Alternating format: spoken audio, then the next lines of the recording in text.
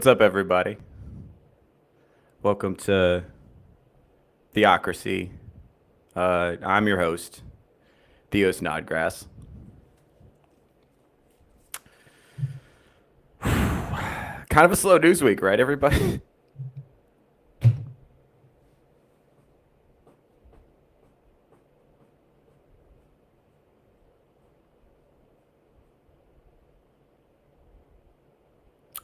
It's not a slow news week. I think most of you guys already know. Charlie Kirk got shot yesterday.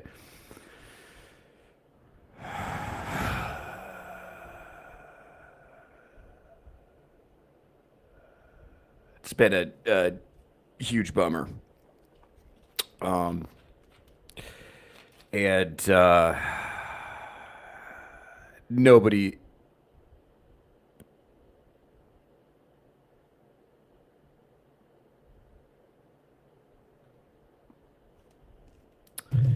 I don't know. I guess what what I mean, I had to do a stand-up comedy show yesterday, so that was R.I.P. to everybody who had to do stand-up comedy yesterday. R.I.P. to the God, man. I was actually a little bit bummed out that I didn't get to attend an open mic and hear all the horrible Charlie Kirk jokes that were going to come out. That would have been that would have been something to watch. I tell you what, for those of you that have never been to an open mic, basically anytime there's a significant event, a historical event, or anything that happens in the news, open mic comedians proceed to immediately make a bunch of too soon, tasteless jokes about it. Immediately. So that's just a feature. It's just a feature of the comedians. Uh,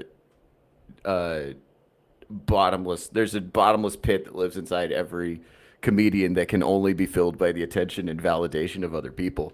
And so, yeah, every time there's some kind of like horrible news event, there's immediately going to be people who are joking about it. The worst, the worst example of this I ever saw was as a there's a comedian, a lady comedian who recently gotten divorced or had her engagement break, and then a male comedian used that as an opportunity to be like, he had a joke that he wanted to do about licking Chick-fil-A sauce off of women's toes, and he said, basically her divorce wouldn't have happened if her husband had licked more Chick-fil-A sauce off her toes, basically. It was like the day after people found out. So, they say the key to comedy is timing. And yeah, anyway, so yeah, I missed a chance to hear a bunch of tasteless jokes. No, everybody on the show I was on was like handled it like a pro. By and large, I don't think you should you should listen to comedians talk about the news. This is just a pro tip for everybody. Comedians are not smart people. Comedians are just good at talking, and that's not the same thing. Have you ever listened to a scientist try to explain something important? They're like, well, in my opinion, they're always like stumbling over themselves, like stuttering and They're fucking nerds. They're fucking nerds, and they're terrible at expressing themselves. And those are the people we should be listening to, because they know things. But we're like, suck it, nerd. You're boring. I'm going to get all my information from Joe Rogan and Theo Vaughn. Who, all due respect, love those guys, And, I think Joe Rogan's probably more educated since he's been doing the podcast because he talks to so many different kinds of people. But, like, no, there's not. It's not an indicator of being good at talking and being smart are not the same thing. Just so you guys know. You shouldn't trust it. It's a threat, though. You find that out. It turns out, being good at talking is captivating. It's a powerful skill. It's very powerful. if you can captivate an audience and get people to listen to you and get people to think that you're right about stuff and kind of like nod along with what you're saying, that's incredibly powerful. And it's threatening to your enemies. And there are people who are opposing what you're saying, and I think that's what happened here. Remember, okay, so this is a point that I made last night on Ironcast. Shout out Iron Oxide. Go ahead and check out Ironcast. Very cool show that we're doing. The guy that they chose to shoot was the reasonable guy. Like Myron Gaines does college tours. Myron, for those of you who don't know, Myron Gaines is fresh and fit. He's way, way, way more provocative. Says things that are not that like basically women should be property and all this stuff. And nobody shot him because he's not changing anybody's mind. He's never changed a mind in his life. It's never happened. They shot the reasonable guy. That's the thing about that. That's the thing I think that's upsetting about it is Charlie Kirk is like the most, reasonable, milquetoast, non-threatening human being you could possibly imagine, and they killed him because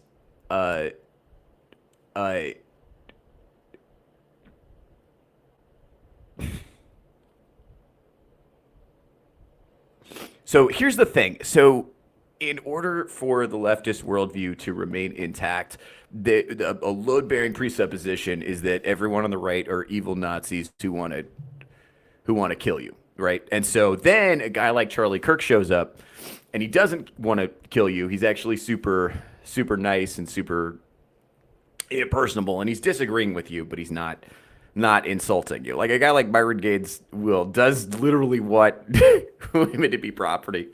And he thinks that the Jews are destroying society and all this stuff. Like it literally does think that. So it's easy to. But Charlie Kirk is like super reasonable and kind and just wants to traffic in polite disagreement.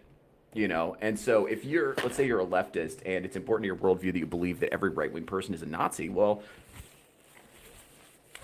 you meet a guy like Charlie Kirk and you're like, oh, fuck, this guy's not a Nazi. He's like really kind of like friendly and personable. Oh, no. Maybe I was wrong about these right-wing people. And if I was wrong about these right-wing people, maybe I was wrong about other stuff too. And that's what gets people's wheels turning. And that's the thing I want you to remember is that the guy that was the biggest threat to them was the guy who was reasonable. Remember that. That's what they're afraid of.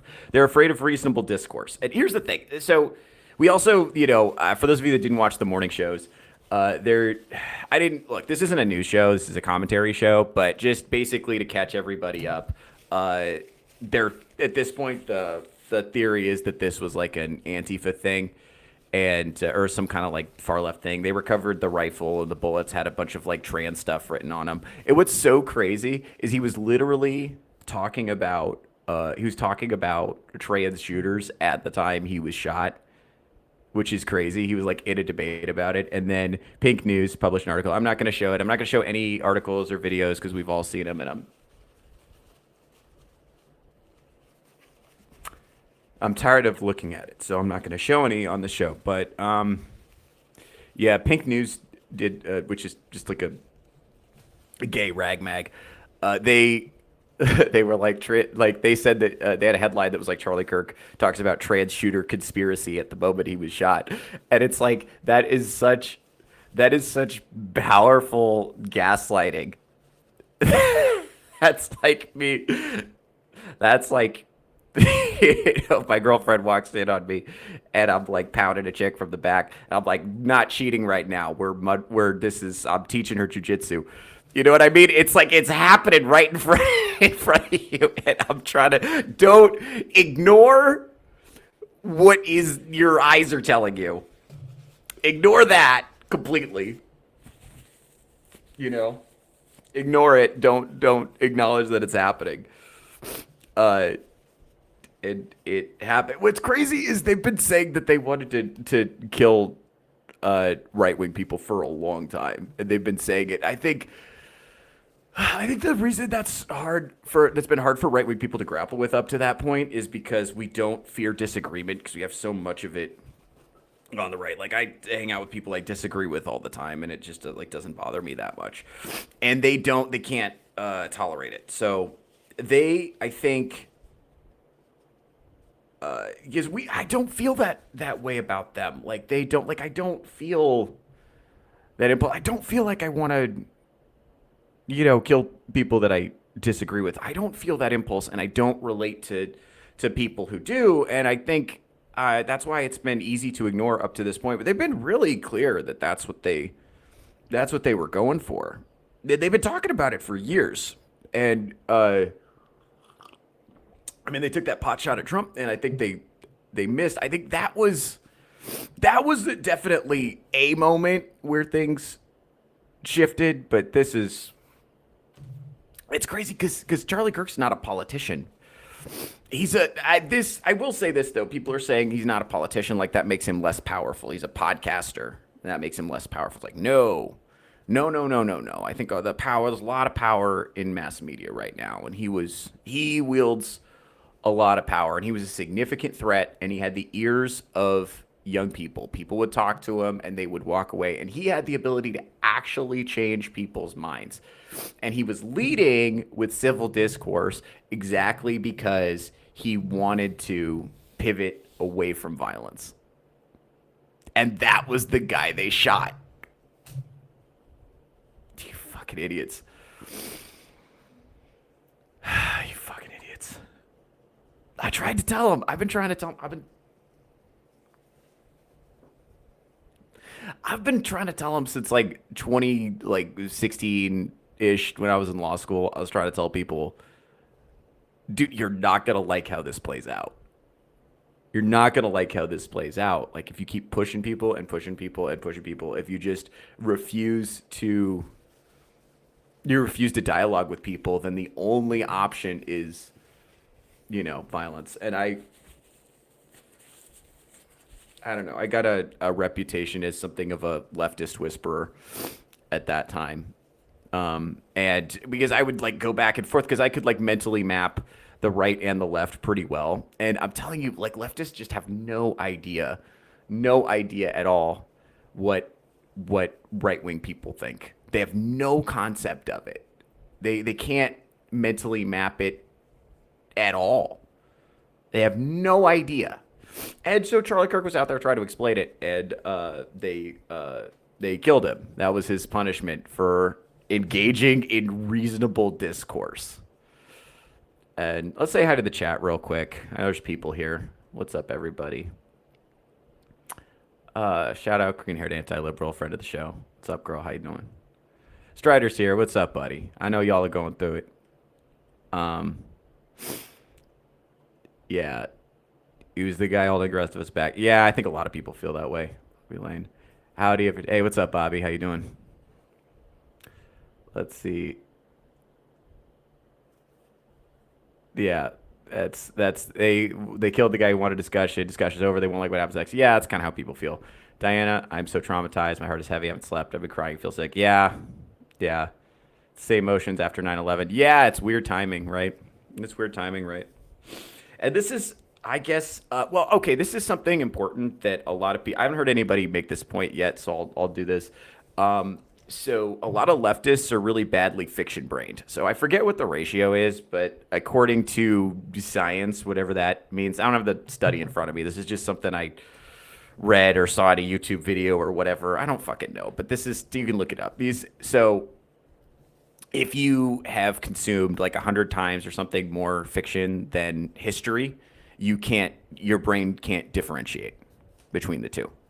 So a lot of leftists are extremely fiction brained. And I say this all the time. They like read Harry Potter and they saw The Handmaid's Tale on Hulu and they just never read a second book, right? They've just been consuming fiction about, and so they view themselves as the scrappy, rebellious, underdogs fighting the evil empire led by, you know, Voldemort or Darth Vader or whoever. That's who they think they are. So this was completely, in their mind, was completely righteous and virtuous and just, and that's why so many people are celebrating this on TikTok. That's why, is because they live in a completely separate reality. And in their reality, Charlie Kirk is a fascist who just wants to be mean to the poor, oppressed trans people. Yeah. No, but yeah, I saw that Diaz bringing up the photo. Yeah, so we see the photo that obviously it looks just like David Hogg. Yeah, I noticed that. It is, but to be fair, that's just what Zoomers look like. They're all kind of just like wispy and gay. Yeah. So, I mean, who knows? Yeah, it's what's sick about it is like a lot of people are like, oh, well, he had it coming because he supported gun rights and he got killed by a gun. So therefore, he had it coming, which is ghoulish. And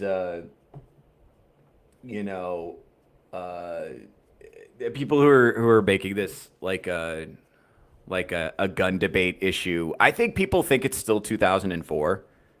I think a lot of people, they don't understand things are different now. Like this is a Archduke Franz Ferdinand type moment.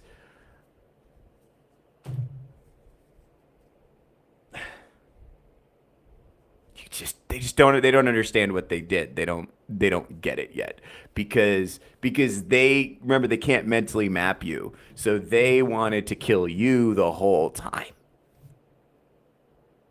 They wanted to kill you the whole time. They don't understand that you didn't feel the same way about them until now.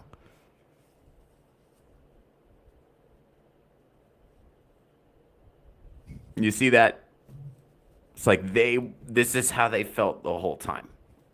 At least since, I don't know how long, probably since 2016, at least. As they've been, but you gotta understand these people are the people that you're dealing with when you're talking about a leftist activist. It's somebody who's like terminally online. They don't interact with the physical world very much. They are experiencing the world primarily through their phones. Like they're not going outside. They're not, lifting heavy weights. They're not talking to real people in the world. It's all this. It's just this all the time. So they're going based on what the algorithm is telling you. And the algorithm is selecting for what's going to make people like outraged and angry and sad and have these big visceral emotional reactions because that's the thing that drives engagement, and engagement is what leads to them having money. And the cable news media is also somewhat culpable in this. The reason I'm willing to let the cable news media off the hook a little bit is because nobody fucking watches them. Like initially when we thought it was a boomer who did it, remember that bald guy they arrested at the scene? When I thought it was that guy, I was like, oh, that's a fucking cable news viewer for sure. But no, I don't think any Zoomers are watching cable news. I'd be interested to see what media they are consuming. But it's weird. It's like we tried to tell people, it's like, what do you think is going to happen? You told everybody that Trump was Mecha Hitler. He was Hitler times 11, and he was going to carry out a genocide of trans people. And you told them that. What did you think they were going to do with that information? And the other thing too is it's a bunch of mentally unstable people who are pumped full of psych meds and exogenous hormones, right? What did you think they were going to do? How did you think they were going to react to that information? You tell them like Donald Trump is an existential threat to your existence. And anyone who supports him is an existential threat to your existence. Then violence is, and they say violence is justified like all over the internet. We're like, they're advocating violence. Bad. That's what we've been saying. It's like they're advocating violence bad. And what's crazy is when people on the right push for violence, we also say pushing for violence is bad. It's like civil discourse. Civil discourse. It's well, okay, and actually I will say this, the biggest casualty of like the woke takeover of the Democratic Party has been having a functioning left-wing party. Because actually, if you want a functioning society, you have to have a right and a left that both function and are advocating for competing interests, and then you kind of somehow good governance comes out of that right and left, fighting it out over issues. That's how representative democracies and constitutional republics, that's how they function. Is you actually have to have a right and a left kind of pushing off of each other to get information, to get a government that makes a little bit of sense. And that has been, completely compromised by left-wing politics. So, but the woke people, and it's like, because I think we're talking about ideas and disagreeing about policy ideas, and it's not about policy ideas for them. Because remember, for that, it's a lot more like competing religions. That's why they're willing to like fight and die and make tremendous sacrifice for what they believe, because they believe it religiously. Like these are faith-based beliefs, and they have saints, they have martyrs. They believe this stuff with a passion that is not matched by people on the right. And that's why they were ready to die starting in like 13, 14, 15, 2016, probably 2014, 15, 16, right around there. They started to be ready to die. And the right wing was still like, no, we could vote our way out we could use civil discourse to heal the divide. Yeah, they really fucked it up. And part of this is just being historically illiterate. Like they don't understand what they're asking for. They don't understand how bad things can get here. America's been privileged for a long time because we have these big fucking oceans and our enemies are all far away. And we don't have any real enemies. Our biggest, enemies in our hemisphere are, in South America, and they're these like, tin pot banana republics that don't pose a serious military threat to us. So I think people are really spoiled and privileged, and they're blissfully ignorant about how bad things can get. I mean, what do you think? How do you get your, like, think about it. If you're a transport, how are you going to get your estrogen delivered to you when all the supply chains are interrupted because it's a war-torn landscape? How are you going to do that? They haven't thought about that. The other thing, too, is if you've read history, it's the revolutionaries are never in charge at the end. Like, revolutionaries are dangerous, so they're against the wall. They go against the wall, too. Yeah, once they're no longer useful to the regime, the academics and the revolutionaries go against the wall. And I talked about this. I mean, I criticized, Adam Conover for this when he would have professors on. Like, he had this professor on a while back, and she was like, yeah, we need more direct action. And this was during the Tesla protests when people were like literally doing terrorism. And they were like, we need a little more direct action and things might get uncomfortable for a while. They have these euphemisms to kind of like hide what they're talking about. And it's like, yeah, I knew because I speak, leftist retard. So I knew what they were talking about. They were using code. Let's say hi to the chat.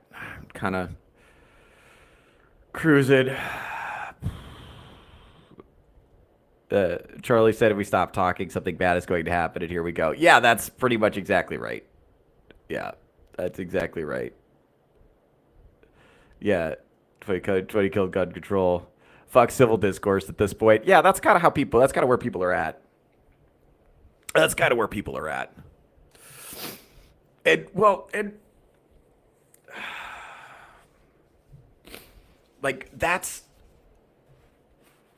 I think the reason they killed him was because he actually he actually had a decent chance at like moving the needle, and he was winning significant people over to his side. He was changing his mind. The other thing too, this is where I would caution people.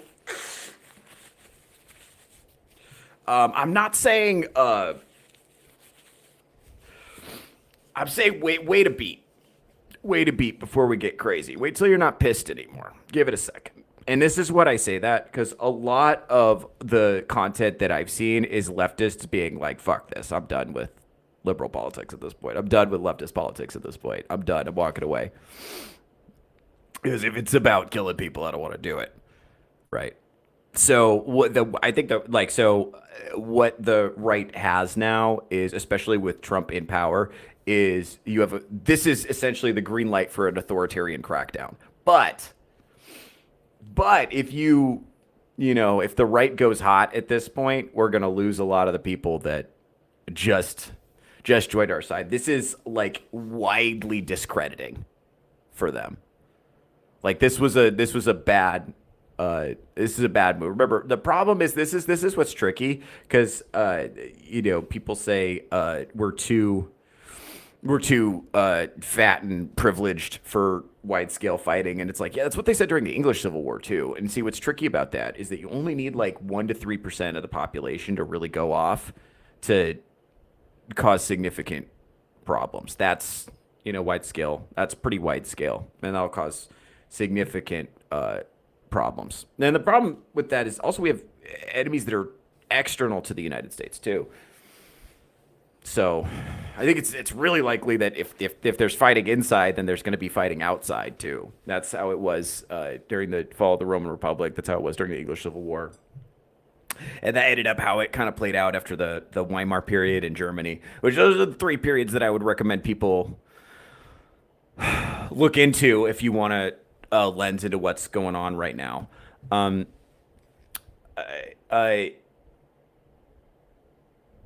I think, and most people don't want to fight, and I understand that, but it's not.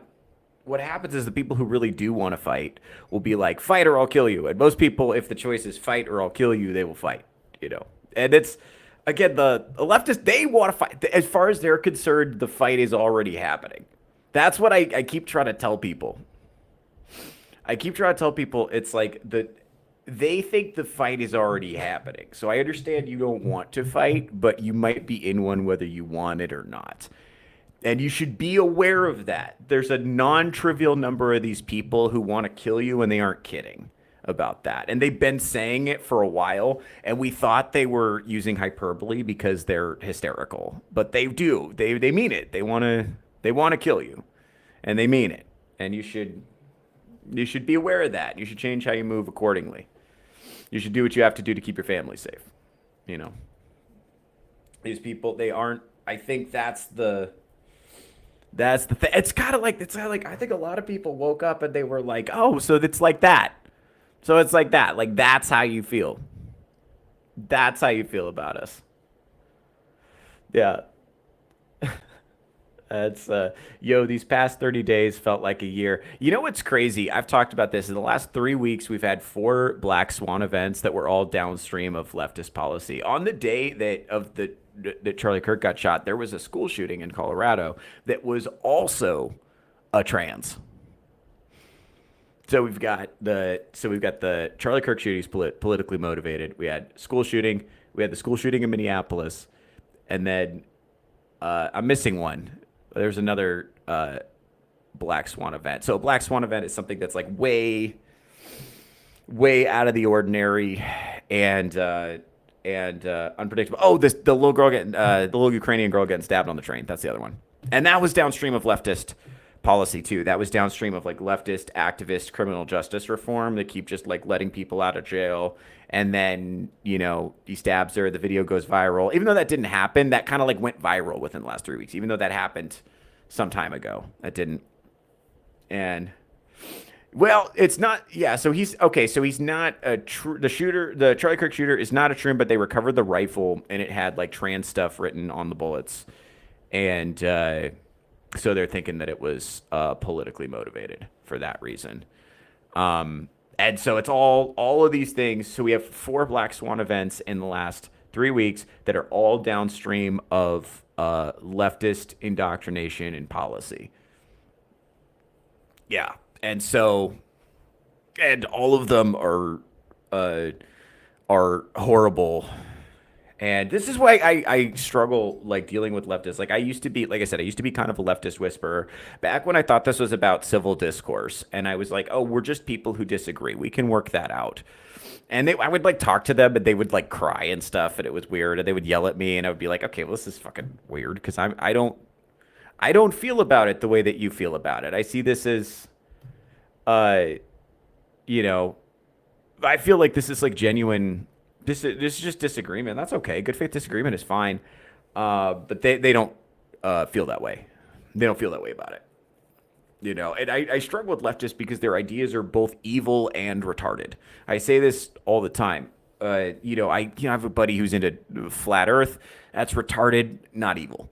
I've had friends who are into eugenics, evil, not retarded. Leftist ideas are retarded and evil both. And when you're talking to them, you have to act like their ideas are the same as yours, like cognitively, intellectually, that you're on equal footing. It's like, yes, your ideas that fly in the face of observable reality are equal to mine. Yes. Uh-huh. Mm-hmm. I totally respect that. Yes. Which is crazy. That's a crazy situation to be in. It's very, very, very hard to have discourse with people like that. So, when people are saying that, like, no, it's like Israel and stuff. I don't know. I'm a fan of Occam's razor. I like the thing that makes the fewest possible assumptions. I think it's pretty likely that some young person was radicalized by social media brainwashing and leftist propaganda and chose to act out in this way. I think that's pretty likely. Does the writing on the casings feel like a red herring to anyone? Keep in mind, I know as much as the next guy. Too convenient. Yeah, okay. So, yeah, I get what you guys are saying. It looks like good, and it's translate. Yeah, okay. So a lot of people are saying that it's too convenient, that maybe it has that something else is going on. I don't know about any of that. We'll find out. I guess we'll find out as things. That's the thing, is like we don't really know anything. We don't really know anything at this point. Here's what we do know. This is what we can say for absolute certain. A lot of people are celebrating. Like Jezebel read an article a couple days ago where it's like they paid some witches on Etsy to curse Charlie Kirk, and the joke that people have been making is, can we hire them? Which, admittedly, kind of funny. That's kind of funny, but the fact that people are gloating about the death of this guy, and they're reveling in it, and they're like, yes, blood. Like, we all saw that horrible video, and some of us felt like, oh, this is a human tragedy, and this guy's dead now, and his wife is going to have to raise their children alone, and that's horrible. And a lot of us had like a human response to that. And a bunch of other people were like, yes, this is awesome. They had a response like their football team won. And they did it, and they felt comfortable doing it in public, showing their face, showing their whole face, right? And that's really important to understand. They view this as a game where you're on the other side, and if they kill one of you, it's a point for them. And if you kill one of theirs, that's a point for you. And we're in a competition where you score points by killing each other, which is the same thing as a war. And that's what they think is going on already. Okay. That's important. So a lot of people who are, I love that people are still calling for civil discourse, and I love that people are trying to push that. And I'm not for heating up the rhetoric, but just I understand you have to kind of like be aware that there's a lot of people over there who want to kill you. They've already decided, and there's no way you can talk them out of it. They've already decided they want to kill you, and you should prepare accordingly. Right? They want you and your family dead. And by the way, it's because they have a completely fictional understanding of who you are. That's important too. They don't want to kill you because of who you actually are. They have, because of social media programming, they have completely dehumanized you. They've completely disconnected you from humanity, and they've turned you into this boogeyman character that's like equal more or less to being a Nazi. That's the way that they frame you. You are, if you voted for Trump, you are a Nazi sympathizer and you deserve to go against the wall. That's how they feel. And they believe that they are rebelling against Hitler or Mecha Hitler or something like that. They believe that their position is equivalent to that. So anything that happens is justified, and they don't understand how bad it can get. Because remember, for a lot of these people that we see celebrating on the phone, they're still experiencing reality like this, where it's safe.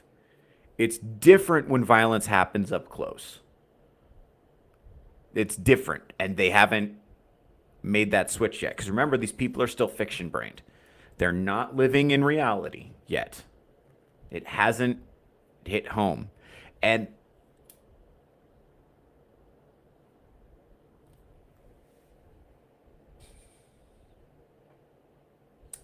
they don't understand how hard it is to get the toothpaste back in the tube.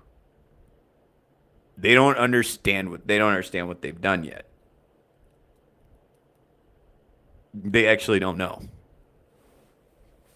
They don't get it. Yeah, they're not ready. They don't know that you didn't want to kill them before. They didn't know that you were willing to talk it out before. And you're not now. And they killed the guy who was willing to talk. It's so frustrating. It's so frustrating. It's like, you fucking idiots. He was trying to help you. He was trying to help.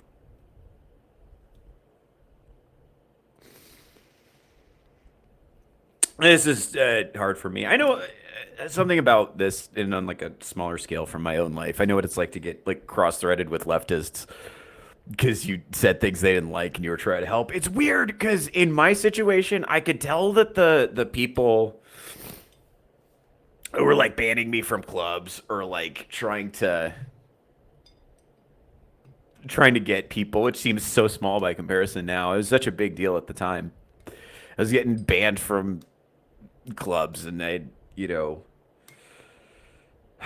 people would say horrible things about me publicly and privately to try to make it so that I couldn't, work as a comedian. And I could tell that those people wanted very badly to hurt me, and if they could have whipped up a crowd into a frenzy and had them take me outside and like burn me at the stake, they would have done that. They just didn't have the social capital. Like, you could kind of see it in their eyes, like, oh, if it were more socially acceptable, you'd hurt me right now. You just don't have the ability to make that happen. But you would if you could. And that was weird because I didn't know what I was saying or doing that was like upsetting them that much. I was just trying to be funny, And I think Charlie Kirk had this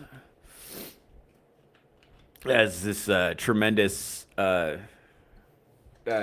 ability to just fearlessly go into enemy territory and take absolutely any question, take absolutely all comers, and to have like a civil dialogue. And his goal was to win people over to his side, which he thought was genuinely good for the country and good for the people he was talking to. And it's hard to argue with him. Like, what is better for a young person becoming an evangelical Christian? It's public knowledge. I can't fucking stand Protestants. No offense. I know a lot of my audience is Protestant. I'm not trying to make this a Catholic Protestant thing. It's like your theology irritates me. I'm just going to leave it at that. I love you guys. You guys are on my side now. We can fight about the Eucharist when we stop the child sacrifice. That's how I feel. Just know that's coming. I'm on your side. Basically, how I decide who's on my side is where you're at on child sacrifice. That's how. If you're against child sacrifice, you're on my side. If you're for child sacrifice, you're on the other side. That's how I decide it. So I'm cool with you guys right now, but just so you know, we are gonna have a conversation about the Rosary and the Latin Mass later. That is coming. Once this is all sorted and we've stopped the child sacrifice, I'm gonna give you guys a talking to. But for right now, we gotta let that slide. Objectively, which is better, becoming an evangelical Christian like Charlie Kirk. I actually don't know what denomination. I assume he was some kind of non-denominational something because I see him preaching semi-frequently, and that's like not something he would do if he were a Catholic layperson. So I assume he's like some kind of like evangelical. So what's better, a kid becoming an evangelical Christian or a kid becoming trans? Which is better for the kid? Just all things being equal, right? It's like, in one scenario, you are a lifetime pay pig of the pharmaceutical industry, right? And you are making choices to ingest things and have alterations done to your body that will shorten your life and make it hard for you to socialize. It will make every single thing you do in life harder from that point forward. Socializing will be harder because you're asking everyone around you to pretend they're okay with something. You're literally a precondition of being friends with you from that point forward is that everyone around you has to lie all the time. That will make it absolutely impossible for you to have meaningful friendships. It'll be very, very, very difficult for you to have meaningful relationships. You won't procreate. You won't have children, which is one of the most powerful and meaningful and life-altering experiences that a human being can have. I'm told I don't have children myself. Cards on the table, but yeah, and so everything you do will make your life harder. Meanwhile, if you become a Christian, one thing you find out, this happened to me. One thing you find out is that everything in life becomes easier at that point. Because you know what to say no to and what to say yes to. And choices become really easy. Because it's like, oh, I'm not going to do that because God says no. And then you do the things God says to do and you stop doing the things God says not to do. That's why I think my big argument for the truth of Christianity, setting aside, historical evidence or whatever, is that if you do as if you follow God's rules, your life goes better. Just do you want your life to go well or not? Just like purely from like a rational calculation perspective. It's like, do you want your life to go better or not? And which would be better for you? If you're a leftist, you have a completely externalized locus of control and you don't have any agency and things just happen to you and you freak out about it and you throw a shit fit and you try to get reality to bend to your emotions, right? And then if you're a Christian, you accept radical personal responsibility. You accept any bad thing or good thing anything good or bad that happens to you is either God made it happen or God permitted it to happen. And God would not make something happen or permit something to happen if it were not the best possible thing that could possibly happen to you, because that's how much He loves you. So everything that happens is the best possible thing. And once you have that happen, it just makes you super cognitively resilient to stress. So you don't have emotional breakdowns. You're like, all right, well, whatever happens, we gonna get through it. All right. And you just keep it pushing, right? So it's better for your life.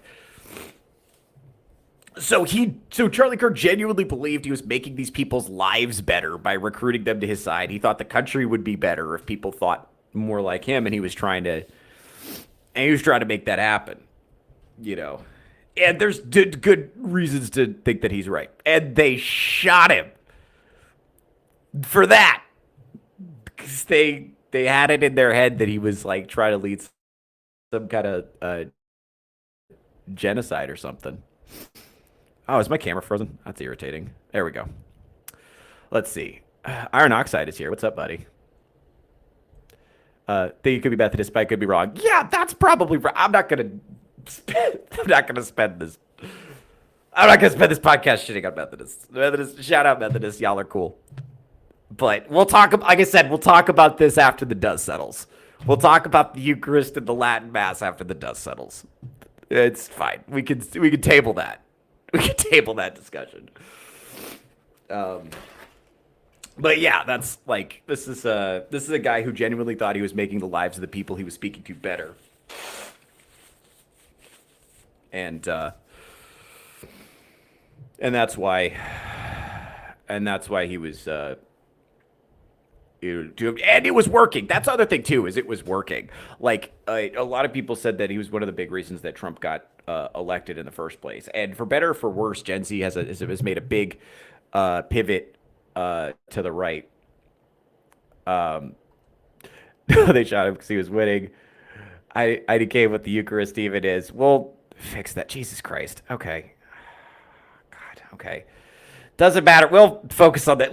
That's not what this podcast is about. I'll do another podcast about that later. But I think Green Anti-Liberal is right here. I think the reason this is so important, the reason they shot him and not Myron Gaines is because he's effective. Charlie Kirk was effective at changing people's minds. And okay, so this is the other thing too. So leftists their beliefs are not formed based on like logic and reason. It's what feels emotionally true right now. That's what feels emotionally true. It's like living my truth. It's what feels what emotionally resonates with me personally. That's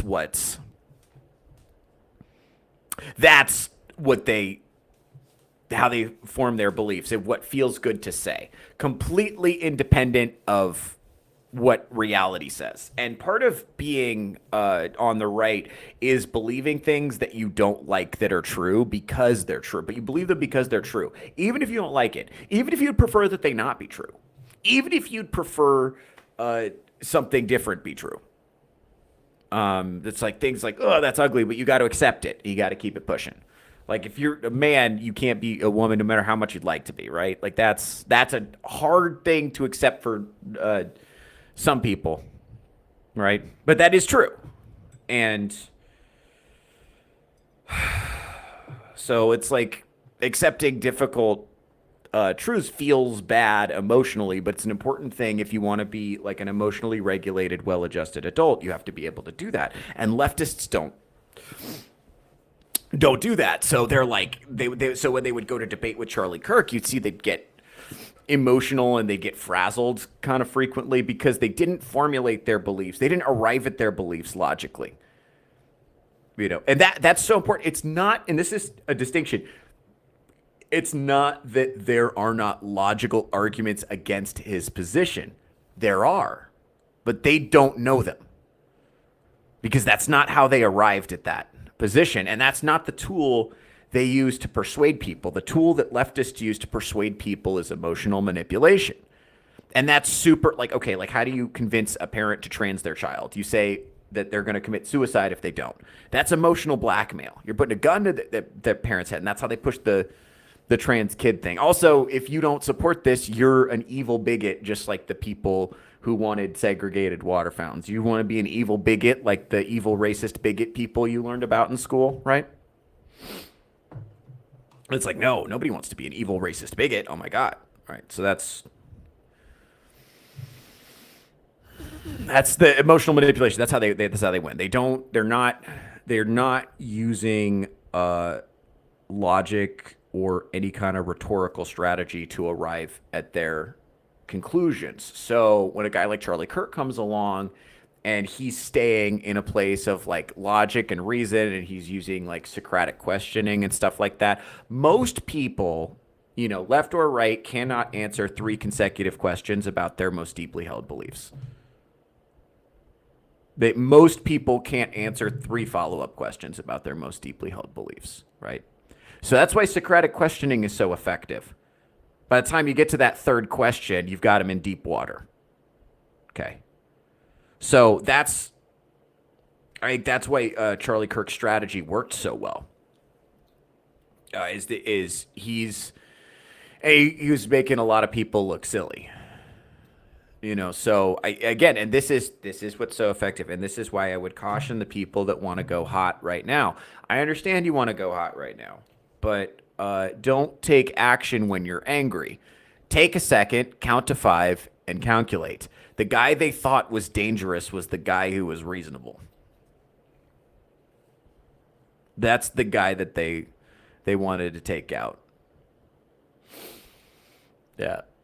Let's see. Yeah. So yeah, I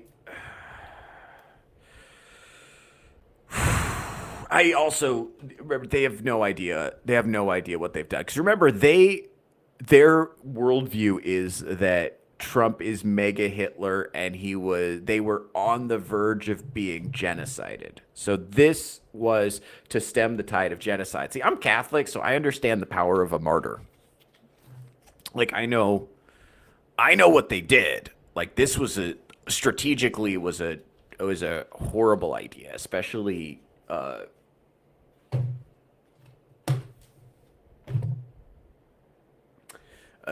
doing it in public like that. It was a horrible idea because that really mobilized people, and that gave people a symbol.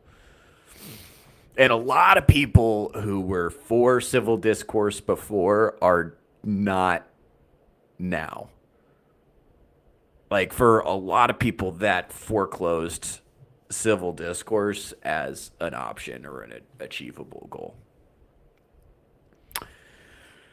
And to be fair, they didn't want to talk. They didn't want to talk. And they didn't want to talk before it happened, and they still don't want to talk now.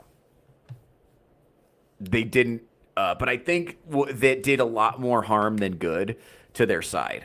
The only thing I think, because Trump is in power, if you're thinking strategically, I think allowing the state to offer the corrective is probably still in your best interests.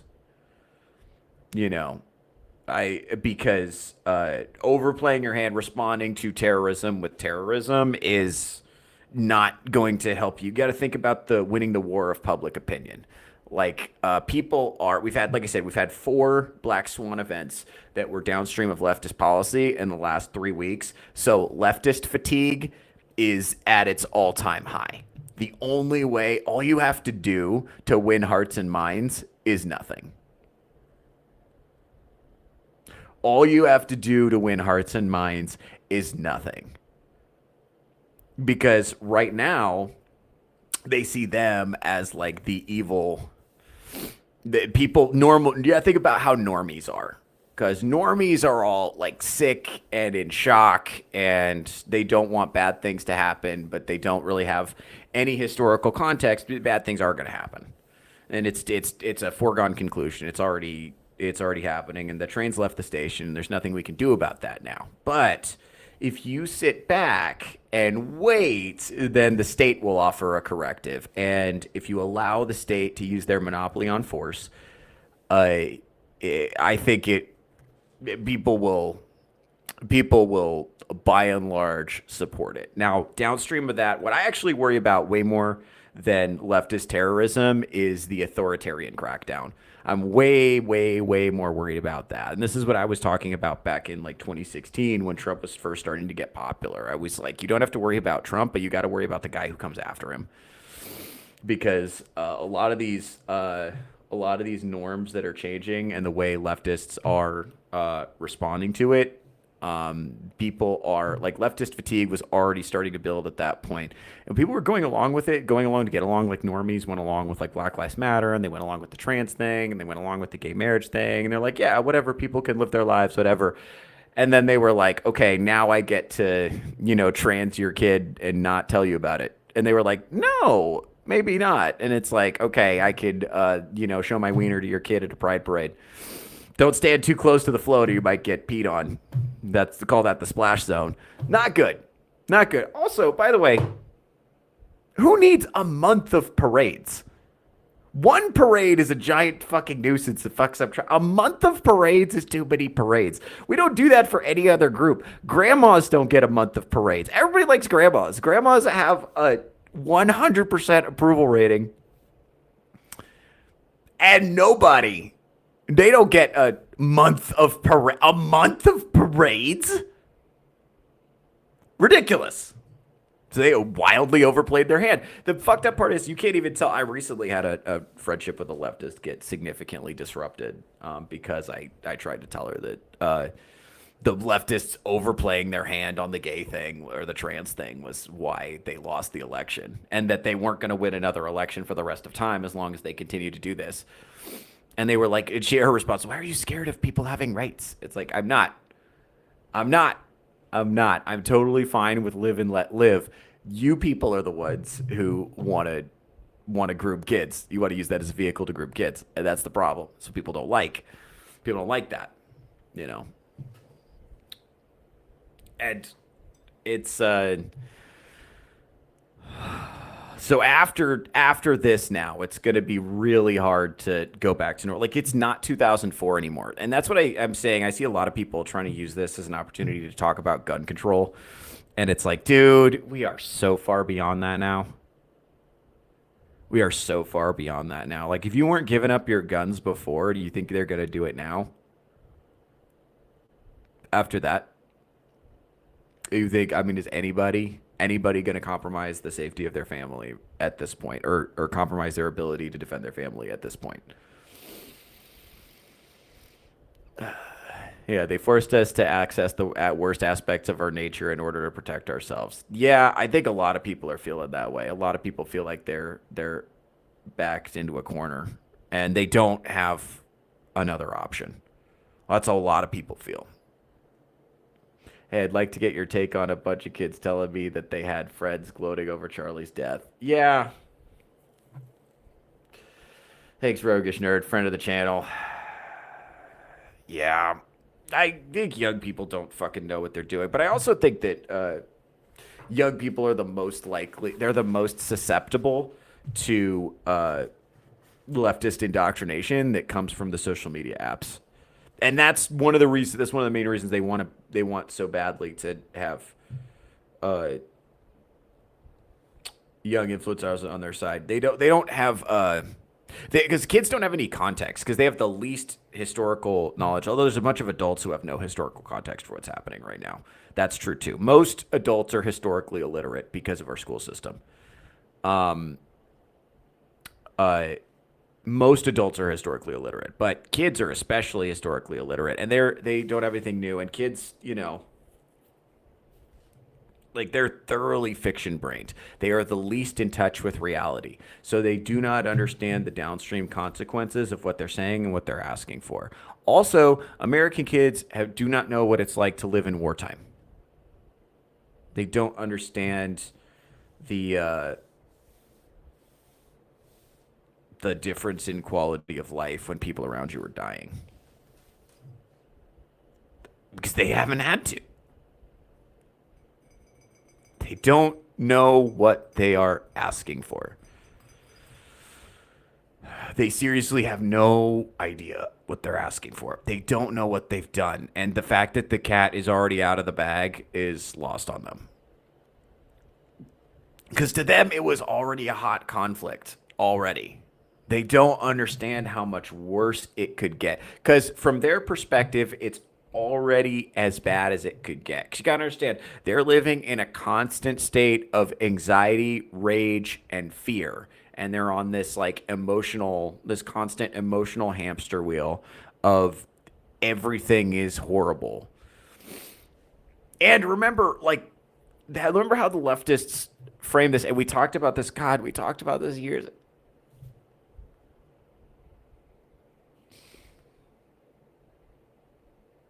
Sorry, this is really frustrating for me because I tried for so long to tell people about this.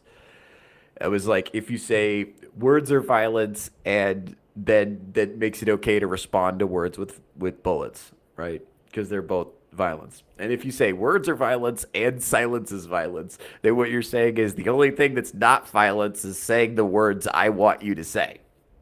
right? So you agree with me, or literally anything you do is violence. So which means agree with me, or I could use violence on you. That's the way that plays out logically. It doesn't even take a lot of like reasoning to get there. That's funny. It's like super. It's the next, but because they don't have any background in like formal logic or rhetoric or anything, they can't. They literally have not thought to the next logical conclusion following the premise. They literally haven't mapped out cognitively the second step. They haven't done it. They don't know. This is, and I do think there are.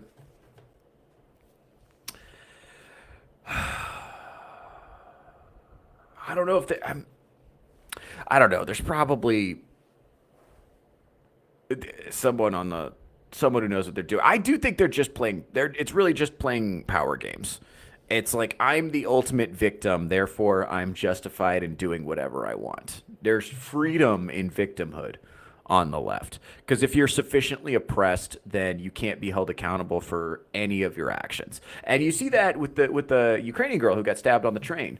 Omi just like stabbed a woman for no reason, and you still got people on CNN running cover for him, saying, "Oh, he's actually the real victim because he has mental health issues, and we don't have the ability to care for him. So he's the real victim here, right?" Which is a crazy take, and I'm sure we're days away from somebody being like, good riddance to Charlie Kirk because of all the, trans college students that were victimized by having to hear a second opinion. I'm sure that article probably has already been published. I'm sure. So, and the way people are gloating over his death, there's a lot of people.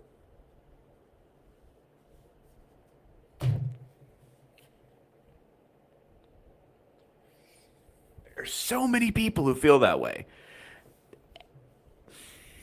And because they've never read a second book, what do I always say? Read a second book. Read a second book, please. I'm literally begging you to read a second book. And they haven't. They don't understand what they're asking for.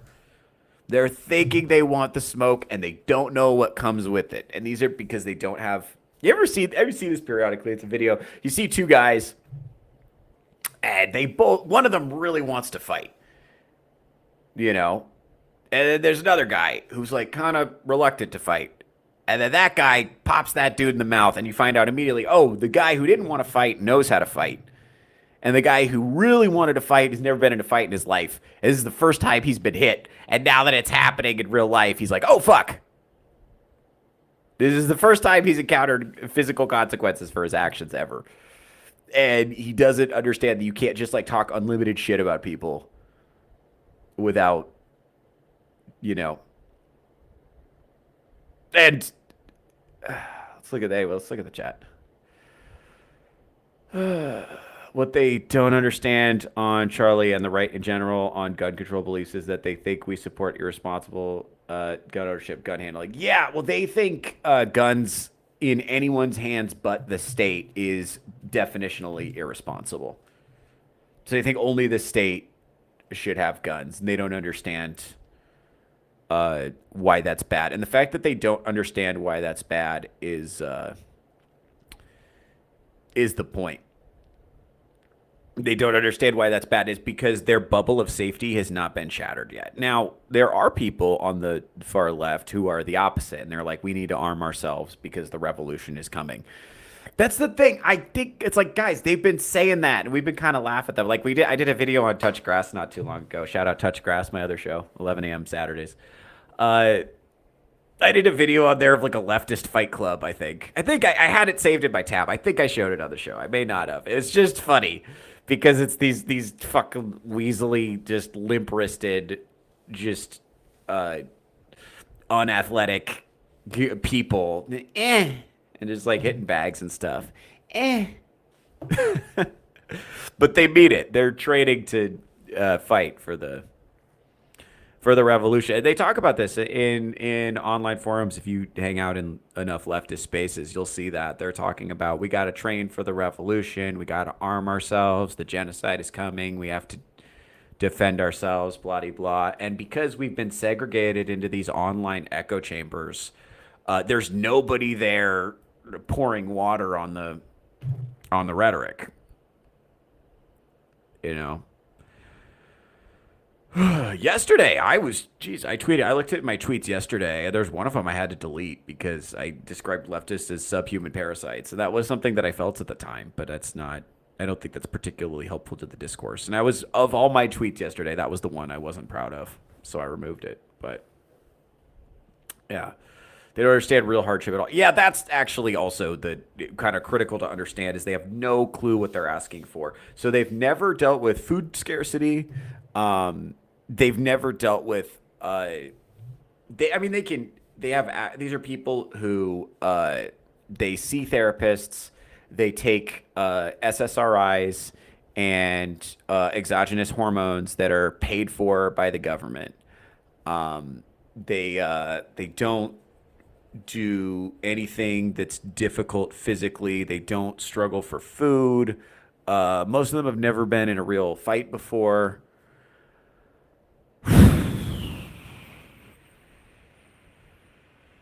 I mean, yeah, it's they just don't understand that like how much of that is going to change like if you overthrow the government. And well, the other thing too is that they like I said, if they had any kind of like historical perspective on this, they would know that revolutionaries generally don't survive the revolution. And once that glorious communist regime takes power, you're going against the wall too. All the revolutionaries and all the academics are going against the wall because revolutionary is a temperament. Revolutionary is going to revolutionary. You know what I mean? Revolutionary is going to revolutionary. So they're going to protest against the new regime, and the regime knows that. So it's like, boop, against the wall. Just like the rest of them. American kids right now have no empathy or sympathy. They're all spoiled, are self-obsessed, and they are desensitized and dehumanized. Yeah, I think that's downstream of social media. We've never had a culture that's as self-obsessed as it is. Like we're literally, people spend almost all of their time staring into a mirror, and a front-facing camera is literally a distorted mirror. But social media is also figuratively a distorted mirror. Because the algorithm is showing you what it has to show you. It's kind of showing you the inside of your soul. It's showing you what it has to show you to get emotional engagement from you. What makes you angry, what makes you sad, what makes you happy. Ideally, it'll put you on an emotional roller coaster. Cute puppies. Puppies getting murdered. You know what I mean? It's one right into the other. So it's just back and forth. That's something horrible about politics. Did you know that your skin is terrible? My fucking 12-year-old niece is worried about wrinkles because every third video she sees is about skincare. It's like, hey, don't you want to not look like a gnarled old hag? If you look like a gnarled old hag, no man will ever love you and you'll die alone. Buy the skincare product. And the thing is, they know if they can get you to start using the skincare product at 12, then they've got a customer for life because you'll be scared to stop using it. Because what if you become a gnarled old hag and no man wants you? Which is, by the way, what every human is like.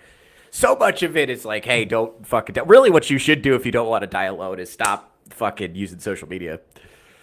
That's what you really should do. You should just go outside and fucking talk to people. Thank God for stand-up comedy, or I'd never leave my fucking house. Stand-up comedy and the gym forced me to leave my house. And the gym is weird now. It used to be you could talk to people at the gym. It's not like that after COVID. Everybody's in their fucking phones. But yeah, so basically, yeah, the social media is like a funhouse mirror of your soul. And it's the front-facing camera is literally a funhouse mirror. So what's inspiring a lot of these weird plastic surgery trends is they look weird in person. It's weird to interact with these chicks. They got the frozen faces and the big puffed up lips or whatever. But on the front facing camera, it looks good. And the front facing camera is not it like distorts your face. So people will use it as a mirror and think that's what they look like, and it's not. Even the mirror isn't. Well, that's why you look so much better in the mirror than you do in pictures. That's why.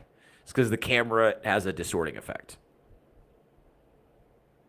So, and people don't realize that. So a lot of these girls are very young. They're getting their faces like fucking surgically altered to more closely resemble the filters that they like, or to look better on the than in pictures. And for some of these social media influencers, it's better to look good in pictures than it is to look good in person. Like these BBLs, like apparently they smell bad. That was something I heard. This is what Stefan Diggs said about Cardi B, is that her BBLs smelled bad or something. They smelled like a burnt tire or something. I forget what he said, but it was like, I can't imagine. And it looks like it makes it hard to move. I can't imagine that once you get the BBL, that it becomes like easy to do squats. You know what I mean? Which is what you would actually have to do if you wanted to build muscle in your legs and glutes, right? So, and core. So really, and yeah, I can't imagine that makes it easier. But I can't imagine it's like it feels good physically when you're touching another human, but it looks good in pictures. And so much of our life is lived via simulation. We simulate war with video games, shooters, video games. We live simulated war. We simulate sex with pornography. We simulate socializing with social media. We're living less and less and less of our lives in the actual world and more in the simulation. And because the simulation is really a mirror, it's encouraging you to become more and more self-obsessed. And this is kind of what that therapy culture is not helping with this. Because the therapy culture that just like yes ands everything, just unconditional positive regard and emotional validation and all this stuff, especially around the trans issue. Like it's just encouraging people to, yes, I am right about everything. Thank you. And this is kicked into overdrive with the Chat GPT psychosis. I don't know if you've seen that, the AI psychosis, where it's basically they start talking to Chat GPT and they keep going and they think that they get like delusional and think that they're a god and like an oracle or something, because Chat GPT is just agreeing and amplifying and validating everything that they say. So yeah, it's basically the kids are necessarily self-centered. You really don't. The way to break out of being self-centered is to have somebody you care about in your life more than yourself. And it has to be for most people, that has to be having children or getting married or being a caretaker, or for a lot of millennials, it's having a lot of us, it's dogs and cats. I'll just be real. Like a lot of us are in that situation where, for a lot of millennials, kids didn't happen. And so they've got, dogs and cats, and it's just like, and they, treat them like it's sort of like an infant substitute. For some of us, it's Labubus. But you got to have something in your life that you care about more than you, that you prioritize over yourself. And that's how you kind of like tilt the narcissism. And kids don't have that, because kids are just like receiving caretaking for people who care about them, who prioritize them, their parents or whatever. They're just receiving. They're not creating any value. So a lot of these, they're staring into this, funhouse mirror of their soul, and it encourages them to be like to navel gaze and become profoundly self-obsessed and hysterical, and not to regulate emotions. And we tell kids the way you deal with negative emotions is to ruminate on them. We don't tell them. Nobody ever says, suck it up. Somebody says something you don't like, suck it up. Keep it pushing. Keep going. Deal with it. Just ignore it. Sticks and stones. We don't do that. We've shifted from sticks and stones to words are violence. And there are probably, to be fair, and I will say in fairness, for the sake of historical perspective, American politics has always had a hysterical tone to it, and we've always been a country where people who disagreed with each other shot each other, and that goes back to the founding of our nation. So that's always been the case. But I think post World War II, we got really used to peace and prosperity in this country, and we got really comfortable with that, and we got this mentality that that kind of thing can't happen here. And we've also kind of gotten to the point where the government can no longer guarantee the safety, that the same level of uh, safety and prosperity and stuff like that they used to, but people don't want to go backwards. People don't want to downgrade their lifestyle, So they're like, "Hey, my quality of life is going down. Fix it." And that's just how reality is. There's no fixing it. But the government has to promise to fix it so that they can maintain power. And then when they promise to fix it and they fail to deliver, people get upset, and there they go. No. It's not like that at the gym anymore because we thought it's not COVID, or more because of them than COVID. I don't know. Yeah, it is. It is gross. Honestly, I have a whole thing about this. Like, e-thoughts are gross. It's awful. But I think this is. I think the reason this is so activating for people on the right is because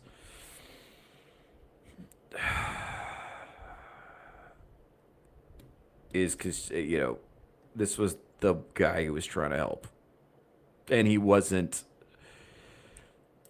There's so many people who are using insults and rhetoric. Like, they didn't shoot Nick Fuentes. They didn't shoot Myron Gaines. People that are very inflammatory, have never ever changed anyone's mind. And if it was really about tamping down dangerous rhetoric, you'd start at the most extreme and work your way in. It's like, no, they was about going after the guy who was effective at changing people's minds. And this is also people who don't understand strategy, because killing him in public like that makes him a martyr. Now he's a symbol. You've activated people now. You've guaranteed that people are going to be a lot less willing to come to the table and offer peaceful resolution. And the way that these things tend to work is that the left will like needle and needle and needle and needle, and they'll do things and do things and do things and do things, and they'll poke the bear. And because the right values order and stability above all. Order, stability, freedom, whatever. These are all competing interests that they try to balance. And the left is like, freedom is like their number one, and living an unboundaried existence is their most important thing, right? So they'll like poke and poke and poke and poke and poke and poke and poke and poke. And the right, because they value social order, will tolerate a lot. But then when you get the point that they won't tolerate anymore, it's 0 to 100. Quickly.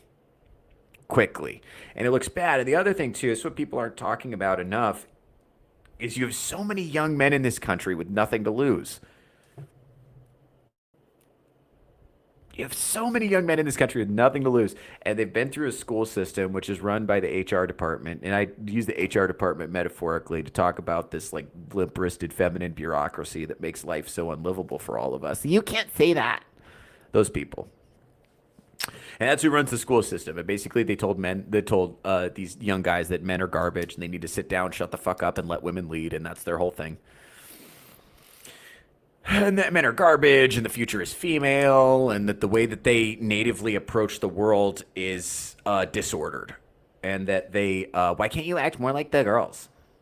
Like, literally. Like, I had this, and then they systematically locked them out of the economy with diversity programs, and they made it impossible for them to buy a house. They devalued the currency, and they made it impossible for them to find a wife. They made the women unpalatable to be around with propaganda. That was one thing, and they made it so that it's very difficult to the point of being almost impossible for a man to make himself an economically viable partner.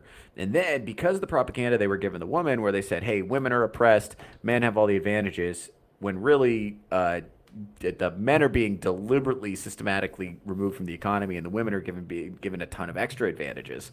So they literally believe something that's the opposite of reality. So these women who are now, they have these fake laptop jobs and they convince them they're part of the aristocracy. They look around and they're like, well, why aren't there any privileged men that are as successful as me that I can, date and marry? It's like because of reality, right? So then they basically, women by and large are not attractive to men who don't do as well socially as they do, right? And part of this is financial, part of it is social. I mean, like, women will make allowances for men who don't necessarily have high income if there's like social capital, or it's more about social rank than it is about resource provision, although resource provision is a component of it. This is a complicated cross section of factors, and different women have different standards. But the point is, by and large, a lot of women are not able to find guys that they're into because of some of these factors, right? So you've got a lot of young guys who've just been belittled and put down and mocked their whole lives, who have nothing to lose. And a lot of these guys are right wing because the left has basically said white men are the root of all evil, so we don't want you. And so they've all gone to the right. And then, and what you don't understand is there's a significant, loud minority of these guys that they believe Trump is not far right enough. A lot of leftists think Trump is a right-wing extremist, and he's just not. A lot of these guys were waiting for just waiting for this to go hot. Because you can imagine you're as angry as you are now, right? But you're a 22-year-old virgin with no future. During your formative years, you were terminally online, and you're spending all your time on Reddit and 4chan and just mainlining clips from the whatever podcast. So you have way more experience with all your basically your knowledge of what a woman is comes from the whatever podcast, more so than interacting with them in real world. During that time, for a lot of guys, the last 5 years or so was, ages 15 to 20. Right? Or like 17 to 22. It's during that time when you're supposed to be like innocently like holding hands, like passing notes in math class or whatever. That wasn't happening for them. They have no ability to really date or mate, and no real financial future, no buy into the economy, nothing. They have nothing to live for, and they're told that it's 100% their fault. And meanwhile, they're told the women and trans people and everything are so amazing and wonderful, and they're being elevated, and women are kind of believing their own hype, and so they're being treated with just abject contempt. And I'm telling you, dude, if you give those young guys, you give them a uniform, a rifle, and some authority, I'm telling you, bad things are going to happen. It's all fun and games until young men with nice haircuts are goose-stepping down the street with rifles. At that point, it's really hard. It's really hard to cancel them on Twitter. At that point, Twitter cancellation's not going to do anything. And this is what the left is kind of unknowingly asking for. And I tried explaining this to a leftist, and she's like, that just feels like whining to me. It seems like be nice to me or I'll become a fascist. Like, what kind of deal is that? Like, why are you so bothered? Why do you even care so much that other people have rights? Yeah. So, yeah, it's horrible. So, anyway, let's see what the chat's going on. Yeah, let's see. Yeah, the can's getting mighty hard to kick down the road. Yeah, at some point we're just gonna have to. It's just here. At some point, I think we should operate under the assumption that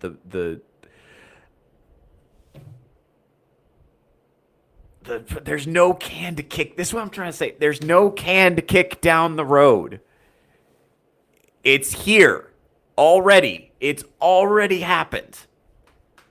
It's already happened, and you should proceed accordingly. Like, you're as mad now as they are every day. They are every day. They are as mad at you as you are at them right now, and they have been since 2016. How mad you are right now is how mad they've been since 2016. Like, I don't know how else to say this. Like, this is how they feel every day. So there isn't a piece. They've already decided they want a fight. They've already decided that. There isn't a way to walk it back at this point. You can just manage it. You can just manage it. And I'm not saying that you should proceed emotionally. I'm saying do what you need to do to protect yourself. That's the rational calculation at this point. Completely separated from all of this like hysterical, emotional, like temperature raising stuff. It's going to get worse before it gets better. And it might be bad for a while. It might be bad for a long time. Okay. So this has been building for at least 10 years. At least, maybe longer, 10 or 15 years. So it might take as long or longer to resolve. You see what I'm saying? So anyway, let's look at the chat. Alex Jones talking about articles published on September 9th about Charlie Kirk's death and a book published on Amazon on the 9th called The Shooting of Charlie Kirk. Oh, that's ominous. Amazon doesn't allow retroactive date changes of published dates according to Grok. Oh, that's fucked up. Okay, so yeah, I'll have to look into that. I don't know anything about that, but let me see. Yeah, I don't know anything about that, but I think yeah.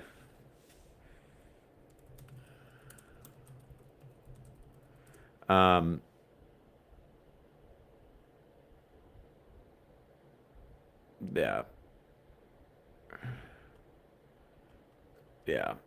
Jesus Christ, there's a bunch of these, but all the ones on Amazon I'm seeing are dated on the 10th.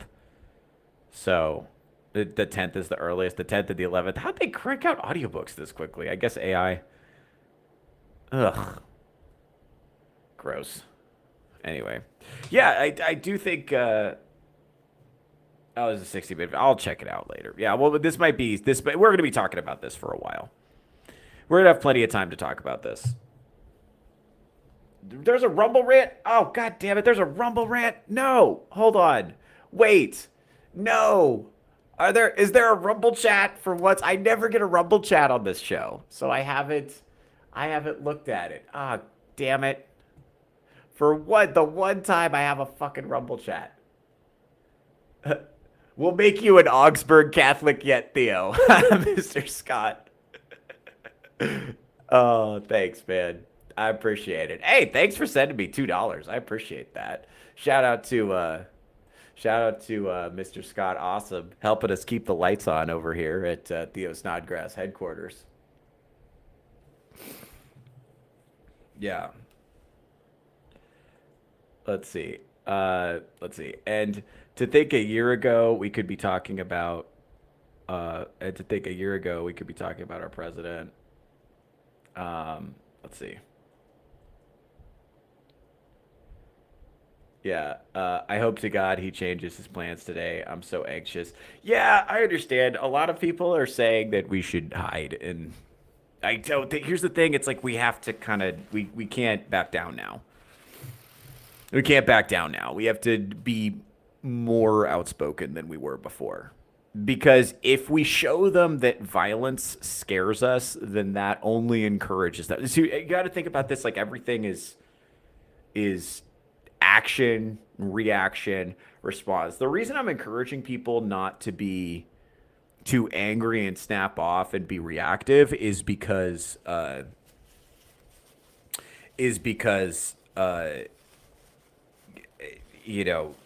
that escalates it. Like, I'm not saying don't react. I'm saying calculate before you do. And we can't stop being publicly outspoken now. We can't, because then they'll know that violence works to make us be scared, right? And it's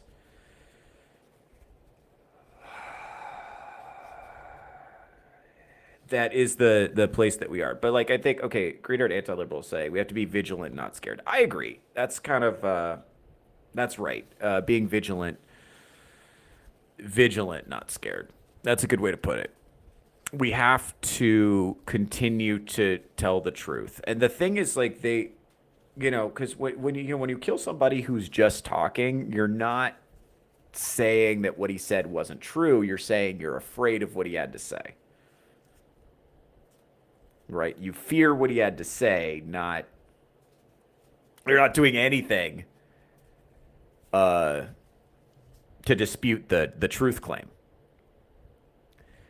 Right? And the truth is important. There's nothing you could do to me to make me lie. The truth is too important, especially right now. Because the liars are trying to win. The liars have gotten so frustrated that their lies are not being believed that they're willing to kill people who tell the truth. Which is that's not a reason to not tell the truth. It actually makes it more important than ever that we continue to tell the truth. And I understand that it's scary. I totally get that. A lot of people are scared right now, and that's the point of terrorism, by the way, is they want you scared to leave the house, scared to act, and scared to talk about it because they want you scared to speak up because then they win. They can just steamroll you, and that's why we got like it's ma'am. You guys remember that the GameStop video? Yeah, I mean the people like the reason people are going along with the trans thing for so long is because people were scared to disagree. It's like, why do you care so much? Be nice. But a lot of it is fear. A lot of it is just like, oh fuck. Like I've been in social. I don't know if you guys have been in like social situations with trans people, but if you're like I do comedy, so I'm like in art communities a lot. So you just see them around, and people are actually like genuinely afraid to the point of like bursting into tears sometimes when they accidentally misgender somebody, because they know the consequences. And this kind of this is the kind of fear that the left inspires in people, and it's not motivated by compassion. It's motivated by fear. It's not like motivated by compassion for trans people. That's what they say it is, but it's motivated for fear. And the truth is, we know what the left does to people who disagree with them. And now we really know.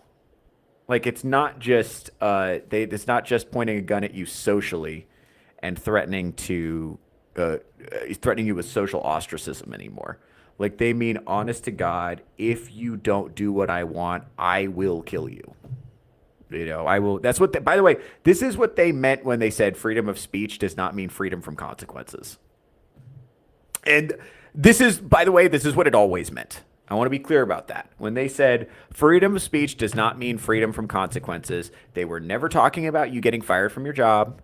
They weren't talking about you getting socially ostracized. What they meant was, if you express opinions I don't like, I will kill you and I will dance on your grave while your wife and children weep.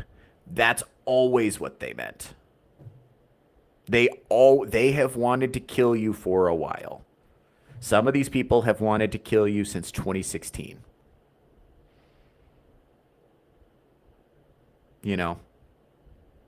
It's just the way you feel about them is the way they've felt about you for 10 years. You see what I'm saying?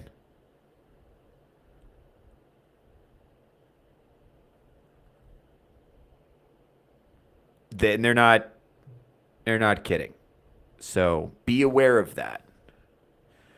They meant it when they said it. And I think because I think when you hear that as a person, it's like, well, who gives a shit? Like, okay, I do stand-up comedy, so I hear people say things I don't like all the time.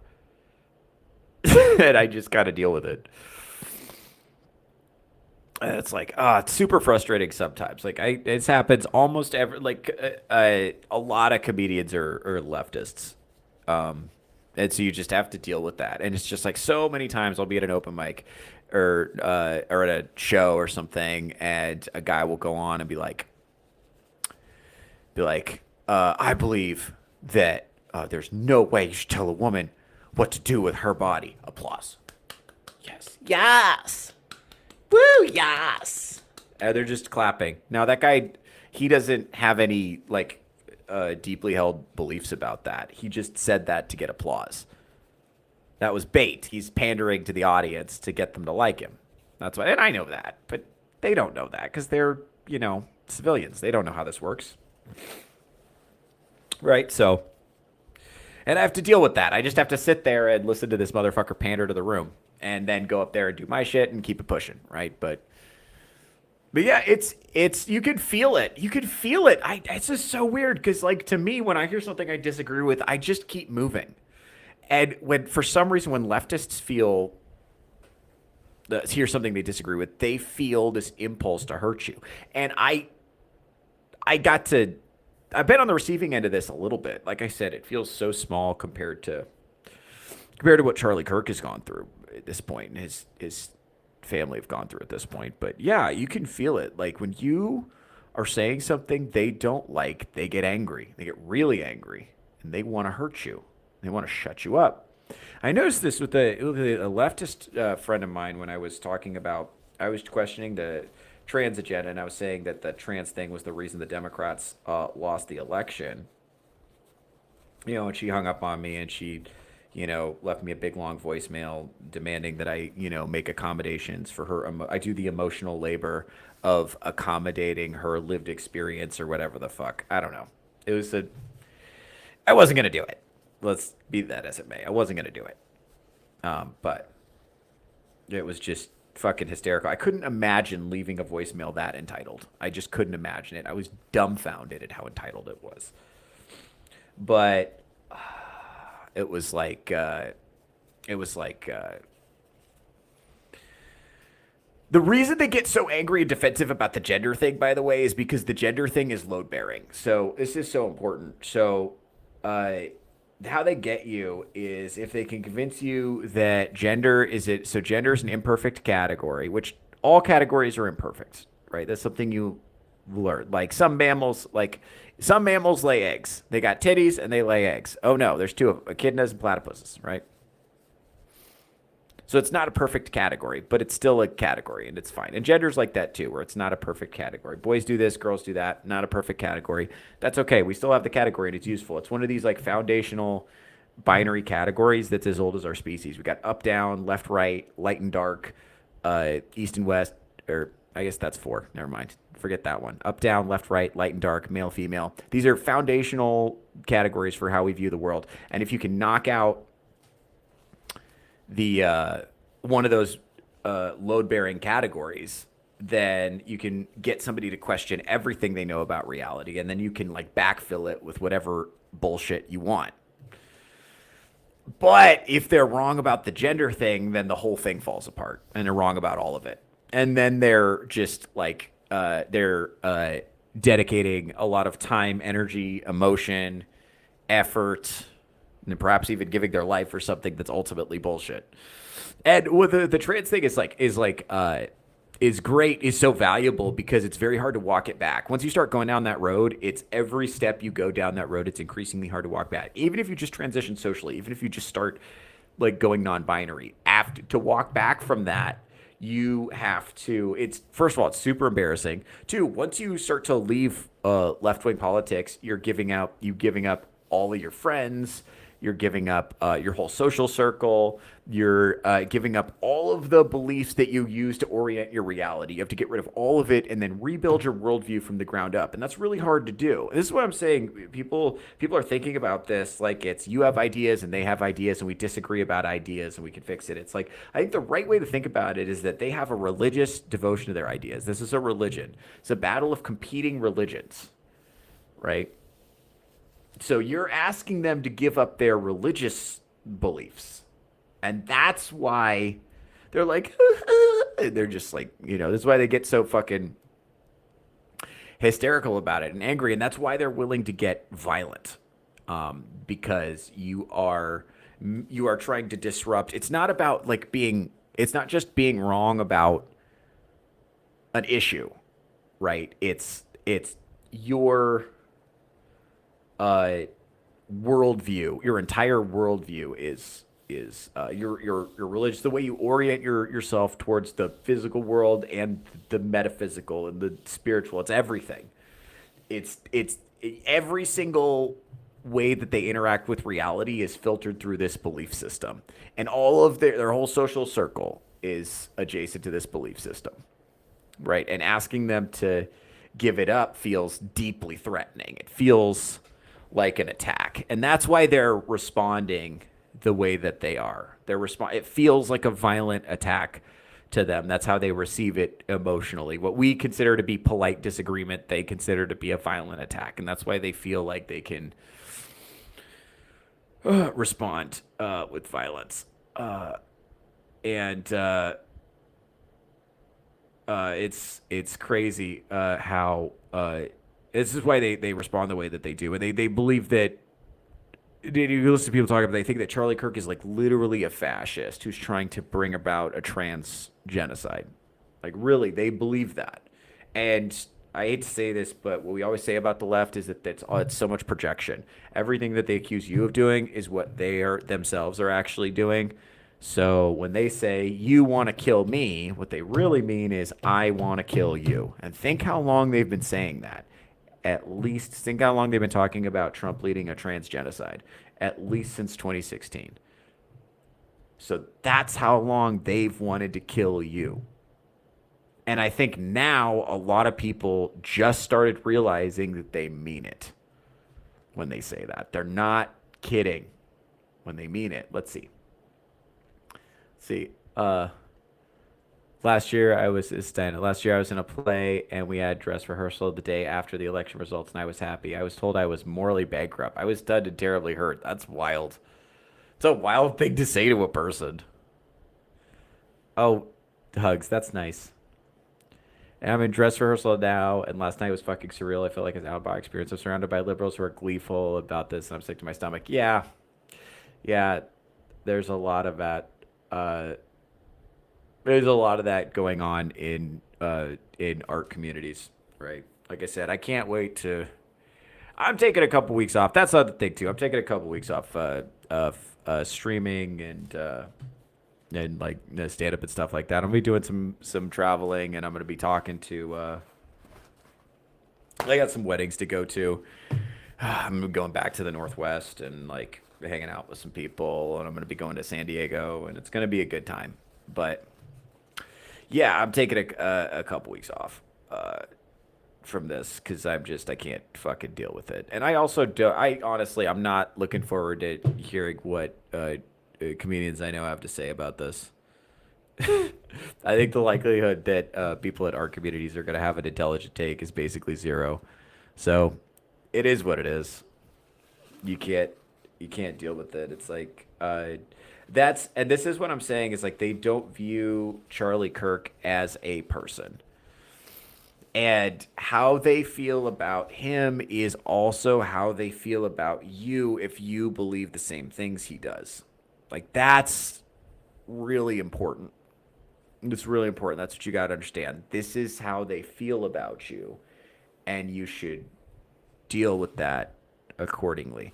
It's not just a disagreement about ideas, right? It's for them, it's a fight for their existence. That's how they view it.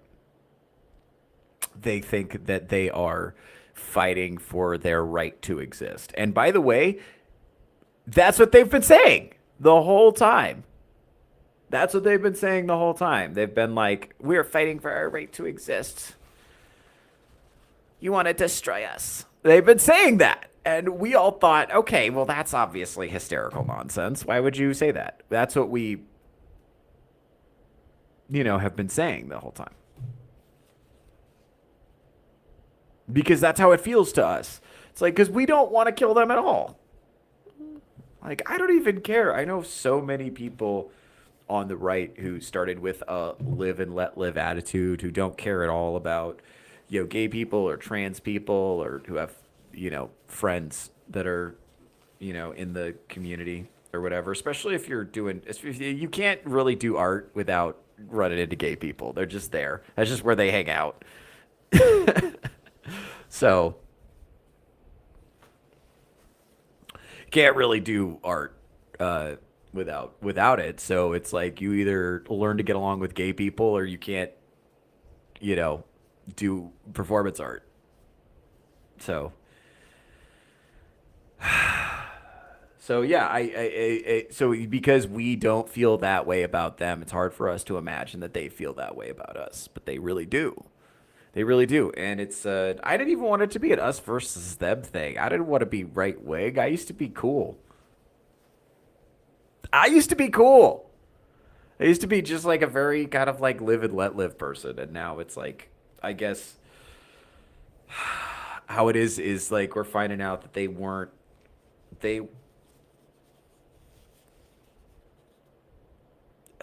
they weren't kidding this whole time.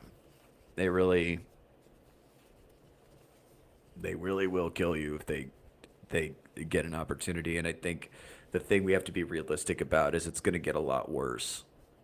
It's going to get a lot worse. Like bad things are going to happen to a lot of people. It's not going to stop with Charlie Kirk. He's not going to be the last one. Like bad things are going to happen. There were fights at vigils. People were trying to hold vigils for Charlie Kirk, and then people were showing up and getting into fights and stuff like that and being disruptive. And yeah, it. I saw a video of a vigil in Idaho somewhere, and some guy came by and tried to disrupt it. The whole crowd descended on him and just like beat the shit out of him. And everybody was like, "Good, yeah, it's awesome." It's like, well, yeah. It just to me, it looks like a bunch of people who had a ton of pent up rage, and they were looking for a reason to channel it, and that's actually dangerous. Letting your rage get away from you is actually the dangerous part. I'm not saying don't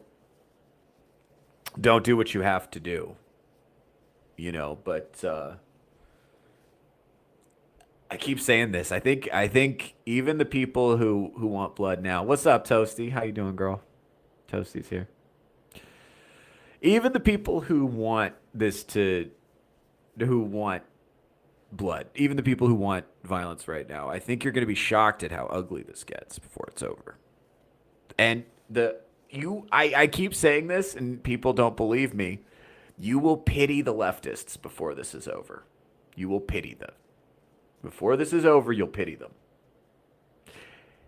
And the part where you start to pity them will not be the part where it's over. It's going to get bad. It's going to get very ugly for them. It's going to get very ugly for them. And, like, at some point, you'll be like, hey, guys, we don't have to go that far. And it'll go a lot further. And they don't understand that because they don't understand the relative power disparity between the people they're attacking and themselves. Like they don't understand that this is not a winnable battle for them because again they're totally fiction brained, right? So they believe everything is like Harry Potter or Star Wars or whatever, and that the and that the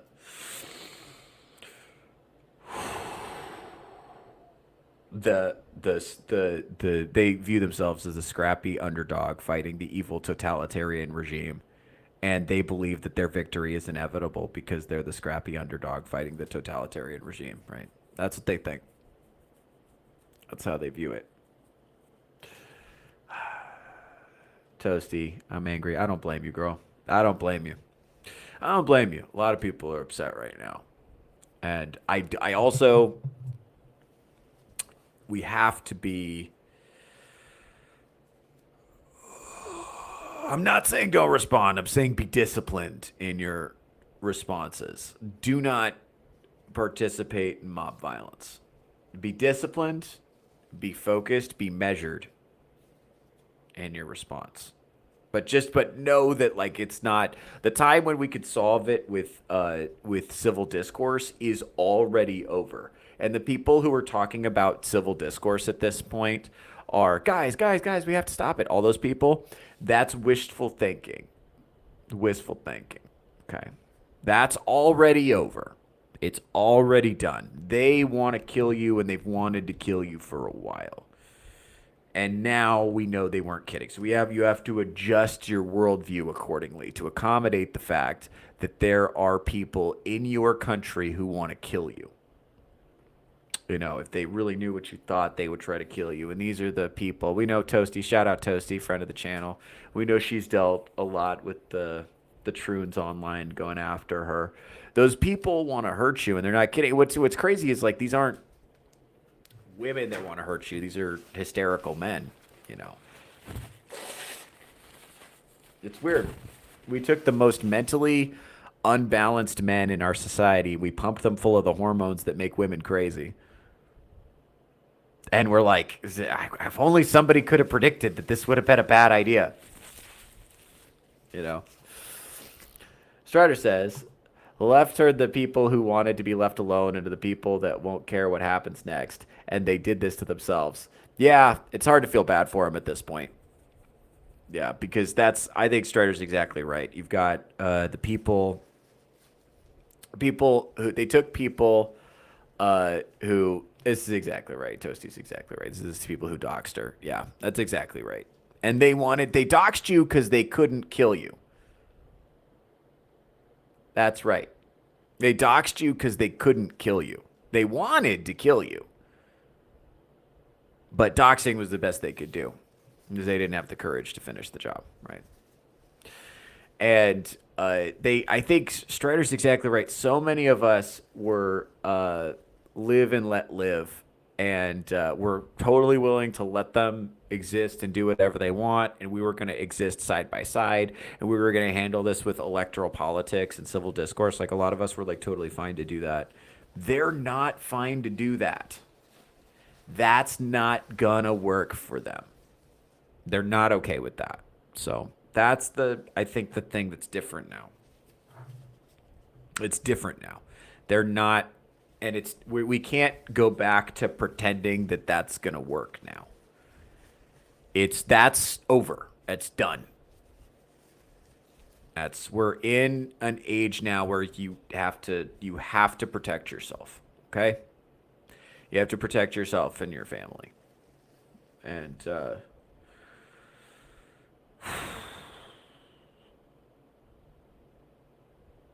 I know I'm being very measured. I don't want you guys to think that I'm not angry. I'm so angry. I'm angry because they killed the guy that was trying to help. They didn't like of all the guys they could have gone after, they went after the guy that was trying to help. They went after the most reasonable guy because that was the guy that believed the most in civil discourse as a tool for diffusing violence was the guy that they used violence on. And I think at this point, the right is done. We've been bringing like poetry and Bible verses to a gunfight for a while. And I think a lot of people woke up and was like, oh, fuck, this is a gunfight. Like, for real. Like, this isn't like a battle of ideas anymore. This is like actually a gunfight. For real. And a lot of people have been trying to tell us this. You know, shout out to Tim Pool, friend of the channel. Shout out to What If Alt Hist, friend of the channel. What If Alt Hist is, I cannot recommend his channel enough. If you want to get a really good sense of what's going on right now and the circumstances that led up to it, go ahead and check out What If Alt Hist.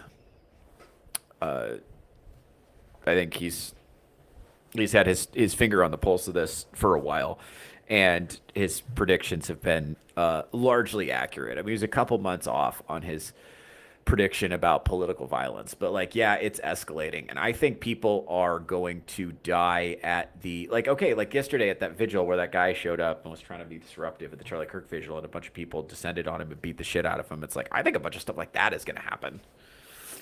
I think people are going to be fighting in the street pretty soon. And I don't know I do not know how bad it's going to get, but we cannot pretend that this isn't here now. It is. And remember, during wars, life largely goes on as normal, but just periodically things that are horrible happen and they become more and more frequent. And we just need to be cognizant of the fact that we live in a world where horrible things will happen. And if you are a person who is outspoken in public, there's a greatly increased likelihood that horrible things are going to happen. And that's just something that you got to deal with. So, and that's not, by the way, a reason to not be outspoken. It's more important than ever that we be outspoken because you can't let the bullies win. It's crazy because these are the people who are just like, you know, they're like, they're constantly talking about how they're being targeted and being oppressed and how they live in an authoritarian regime that wants to destroy them.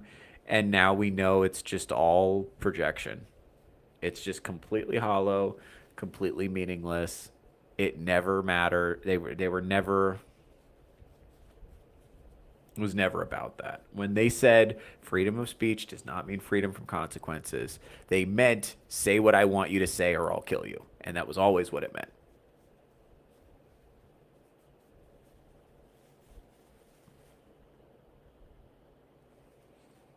Yeah, but it's important to be measured in your response. That's what I'm saying. Yeah, emotional discipline is more important than ever now. And I think we live in a whole society that has completely forgotten how to regulate emotions. So, uh, yeah, it's like, turn to the other cheek is not the one we usually wear. Yeah, and I think there's going to be a lot of progressive Christians who try to say that being a Christian means being a pushover, but Jesus was also the same guy that flipped over the tables at the temple, and he took a whip in there and was like fucking people up. Sell your, sell your cloak to buy a sword, kind of deal. Like Jesus was a very different figure than progressive Christians would like to have you believe about that. And I'm a layperson, so I'm not. So in my tradition, I'm not really that qualified to talk about it. But the progressive idea that Jesus was just like a hippie who allowed himself to get stepped on is just like not reality. Um, and especially if you read the letters of Saint Paul, like I think that's the guidance. If you want to know what Bible verses to look at right now, I'd read the letters of Saint Paul. That gives you a really really good guidance about sometimes loving someone means criticizing the dumb shit they're doing wrong. Sometimes that's necessary, and that'll give you a really good guide. I don't think we should be dehumanizing people, but I think we should be speaking to them as if they should know better. To the extent that you can interact with these people online, I don't think you should threaten them. I don't think you should dehumanize them, but I think you should tell them why they're wrong really aggressively. And I don't think you should don't pull punches. Don't pull punches telling them that their views are completely disconnected from reality and they're dangerous and stupid. Like I think that's fine. I think it's fine. I think that's fine. We've crossed it to that point, but yeah, and I think unfortunately a lot of this isn't going to stop with online discourse anymore. I think it's already has spilled over into the real world in a pretty significant way, and I think it will continue to do that. So be realistic about the fact that you may have to protect yourselves, and also be aware that when you're interacting with someone that you find out is a leftist, understand that you are interacting someone with a hysterical worldview that if they understood how you thought, even if they wouldn't personally kill you, if you died, they would celebrate it.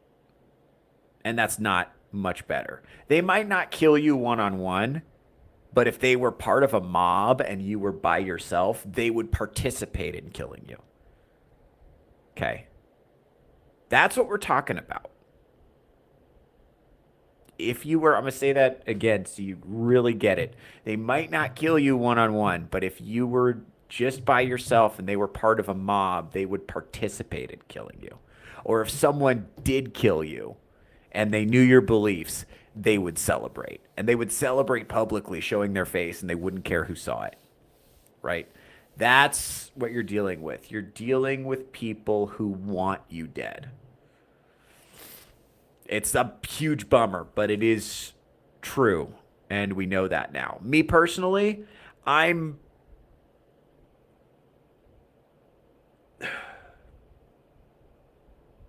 have to grieve that a little bit because I don't feel that way about them. I don't feel that way about them at all. I don't want them to die. I want them to make better choices. I want them to have a not just for my benefit either, for their own benefit. Like everything that they believe about their worldview, it makes them powerless and hysterical, and it makes them feel horrible. It makes them very difficult to interface with. It makes it hard for them to have friends. It makes them hard to integrate into their communities. It makes that every single part of their life is harder than it has to be because of their the way that they choose to approach the world and the way that they think about the world. They think of themselves as someone who has no agency, that things just happen to, and that they believe kind of falsely that they're in this genocidal authoritarian hellscape, and that the only way that they can respond to that is to lash out with violence. And that's not reality. That's not good. That's not reality. That's not helpful. Like if you insist on believing that, every single aspect of your life is going to get harder. If you insist on going down this road and becoming a pay pig for the pharmaceutical companies for the rest of your life, then it's going to ruin your life. You're just not going to have a good time. So I want them to have different beliefs and make better choices because that's good. I genuinely believe that would be better for them. That's why. That's why. And if they choose not to, that's all right. It is what it is. And not everybody, not everybody thinks that the way that I think, and that's okay. I can live with that. I can live with walking alongside people who disagree with me. That's fine. But, and I remember, this is a religious conflict, though. So that's not how they view it. They don't view it as a battle of ideas. They believe that these are two worldviews coming together that are mutually incompatible. These are mutually exclusive worldviews. There's going to be a winner and a loser, and the loser will die. That's how they view it. This town ain't big enough for the both of us. That's how they view it. And so I'm not saying you have to view it that way. What I'm saying is you have to be aware that they view it that way. And at some point when the dust settles, you have to incorporate them back in. Because the thing is, they're not going to win. Because unless the right wildly overplays their hand and public opinion swings significantly against them. I mean, the right's currently in power. The right has all the weapons. And the right has been holding back this whole time. And the way these things play out historically is the left kind of needles and needles and needles and needles, and then the right goes 0 to 100. And when that happens, I promise you, you will pity them before it's over. As angry as you are now, you will pity them before it's over. It's going to get so ugly you can't believe it. I promise you that. And that's why I'm saying be measured in your response. And don't indulge, as fun as it is to indulge in the dehumanizing and angry rhetoric of we gotta, blah, blah, blah, blah, blah, kill all these animals and all this stuff. As fun as that is and as good as that feels, take time and grieve before deciding what you're going to do. Take time and deal with the grief and deal with the emotions and deal with the rage. All that is completely justified. But before you think about how you want to respond, you have to adjust. Like I have to adjust even I have to adjust. Like I talk about this stuff all the time. I've been talking about this stuff for years. Since 2016 I was talking about it. But at the time I was like the leftist whisperer, and I was trying to be like, I thought I was going to be able to bridge the divide. I was in denial. I had a complete refusal to accept the fact that they viewed me, even at that time, as an enemy combatant. They already thought that I was, an evil person. And this is, this is a story I don't talk about. Back when I was still, trying to be a lawyer, I was in law school, and I had discussions where that was fun. I mean, sometimes I was on the left side, sometimes I was on the right side. I was kind of like a, libertarian. So I was very for criminal justice reform and legalizing drugs and all this stuff, and like very anti-authoritarian and anti-police. But I was also, very like pro-constitution and like anti-abortion. So I had a lot of fun. I had a lot of fun discussions with leftists, and I could map the minds of conservatives really well because I grew up around them. So so leftists would be like, conservatives just they hate me because I'm brown, and I'd be like, no, not at all, not remotely. They just think the Constitution's important, sweetheart. Don't worry about it. You'll be all right. Have a taco, And I thought that was gonna work. I really did. But no, they were not kidding. Okay, Green Air Anti-Liberal, you're a hippie. We get it, man, bud. All right, nobody asked you. Go in your corner. Billy Tolliver's here, friend of the channel. That's the problem. Seems like it's impossible for some to walk along or walk with those they disagree with, and it's sad. Right, and so Billy Tolliver, friend of the channel. I think as a comedian, it's so weird because if you want to do comedy, you kind of have to hang out with weirdos and be okay with it. We learned the way comedians learn to adapt to each other is we make jokes about each other, and that's what we do. We make jokes about our differences, and every comedian's got something they walk, and it's just, especially if you're in a community of comics where people know you, it's just like we're all making jokes about each other, and it's a lot of fun. We make jokes about differences. Yeah. So that's how you do it. I think that's one of the ways the left got fucked up is they said jokes aren't allowed. We're not allowed to joke about differences. And if we're not allowed to joke about differences, and we have to, it's weird because we got to celebrate diversity, right? But we also have to believe that all humans are the same. We're all interchangeable cogs in the leftist collective. But also, we have to celebrate diversity, but we can't talk about differences. We can't acknowledge differences. And we certainly can't joke about differences. God forbid you find humor in the differences between men and women. Lord knows I've paid the price for that. God forbid you even acknowledge that men and women are different at all. It's all just like blank slate programming. I don't know how that works, by the way. I don't know how it's like blank slate. It's everyone's a blank slate, and it's just how you program them. But also, some people are innately trans. I don't know how that works. So either nature versus nurture. Either nature matters or it doesn't. And it seems like they want to have it both ways. So these ways of looking at the world. There's so many. So leftists, one of the reasons they're so upset is they're so filled with cognitive dissonance, and asking questions is a way to get yourself branded a heretic or an apostate, right? And so they could, or apostate, I guess, is how you say that in American English, which is to say someone who opposes the religion of leftism, right? Because this is a religious belief system. And once you do that, once you get yourself branded as like an enemy of the religion, then, then all of your friends in your whole social circle will turn on you. It's a horrible way to live. So leftists live in a state of constant fear of their own side turning on them. And then they project that onto the right wing, which literally does not give a shit what they think at all.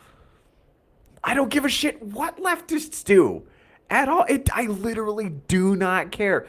Live your life. Have fun. I'm going to do what I want to do over on my neck of the woods. You do what you want to do. Go over there. I don't care. I literally don't care.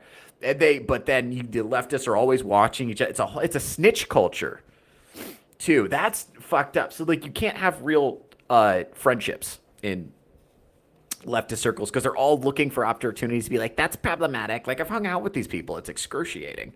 Like, that's problematic. You can't say that. What do you mean? What do you mean? What does that mean? Are you saying that because I'm... That's what they're like. Who would want to live that way? But they can't acknowledge that the call is coming from inside the house. So they have to make up an enemy that matches their level of anxiety. And so they've decided it's the right. They can't make jokes. So they have no way of diffusing the anxiety. That's the big way. I mean, that's how I diffuse, my negative emotions, is I joke about it, so. But yeah, I really thought kind of naively at that time that, I'd be able to like bridge the divide. We were talking about ideas, and I didn't understand that they just don't have the skills to like reason and like puzzle their way through stuff and talk about issues without disagree without getting hysterical and like viewing you as an enemy. They can only tolerate being around who agree with them 100%. That's the only thing they can tolerate. It has to be 100% uniformity of thought, or else they freak out. And so this is what results in the purity spiraling. And we've seen that where leftists kind of like the infighting starts. And this is why I'm saying, guys, like we could just hold back and play some defense. Hold back and play some defense, because public opinion has swung public opinion way, way, way, way, way in favor of the right. Way in favor of the right, because nobody wants to fight their neighbors except for the people who really do. And they're the people who really do. So most people don't want to fight. You got to understand, like, here's the thing. When things like this break out, you're talking about like 1 to 3% of the population that does the fighting, and then they bully a bunch of apathetic people into fighting with them. But that's really all it takes to completely turn a society upside down. Relatively small numbers. That's all it takes. So be careful. Like, they're not, I guess the hard thing, the thing that I'm grieving, the thing that I'm going to take some time to grieve. Like, I'm going to a wedding, and I'm going to 2 weddings for 2 of my homies. I'm a groomsman in both of them. And I'm going to be grieving the world that, as cynical as I have been, as much as I've been talking about these issues for like 10 years, I've been talking about them in my comedy and on my podcast, and I have been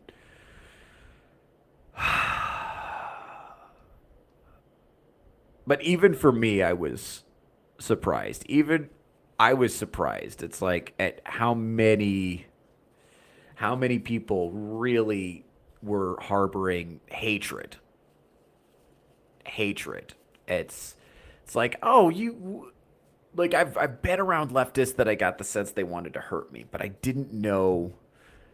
I was like, oh, no, you really wanted to hurt me. Like, it's not a joke. It's not a bit. I always felt silly saying that, too. It's like I could tell these leftists want to hurt me more than they are hurting me. They just don't have the social capital to do it. They would hurt me if they could, but they can't really. And I always felt a little silly saying that. I always felt a little hysterical. Like, who cares, But no, I actually think that's real. And I have to, I guess, when I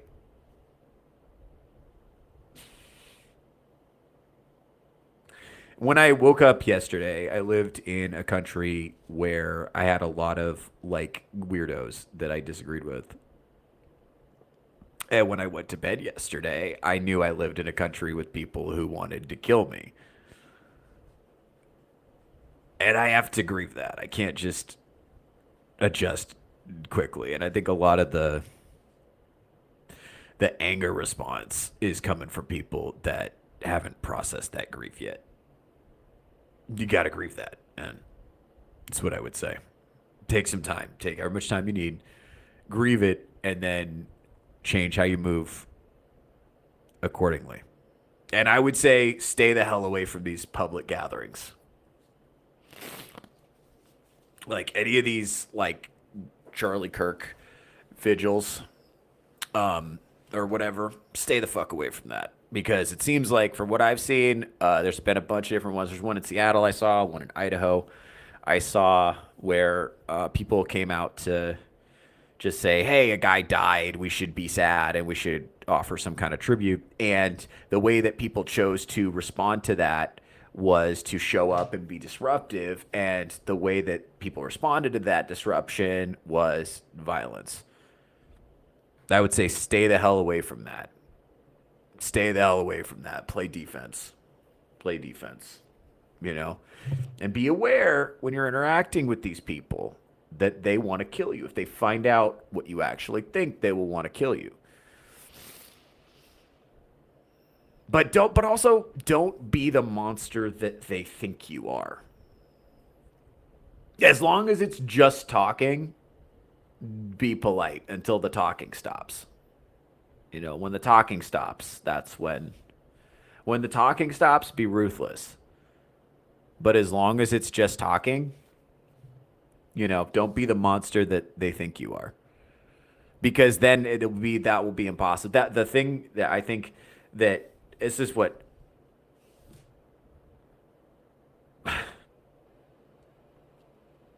this is what Charlie Kirk did so well while he was alive, was it was really hard to you could only convince people that he was some kind of like Nazi if you hadn't met him.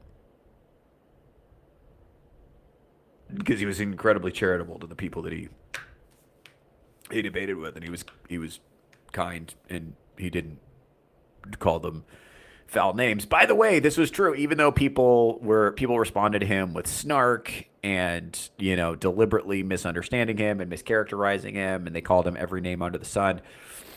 That's not how he responded to them. They called him a racist and a bigot and a Nazi and a fascist and all these things. He didn't. That's not how he responded. So, if you really want to honor his memory, you know, don't be ruthless until the talking stops, you know, because then it'll be impossible. It'll be impossible for them to, they'll have to reconsider. Now, it's true. Some people just do not have the cognitive bandwidth to self-reflect and reconsider their opinions. That's true. I don't know what to do about that. I'll be honest with you.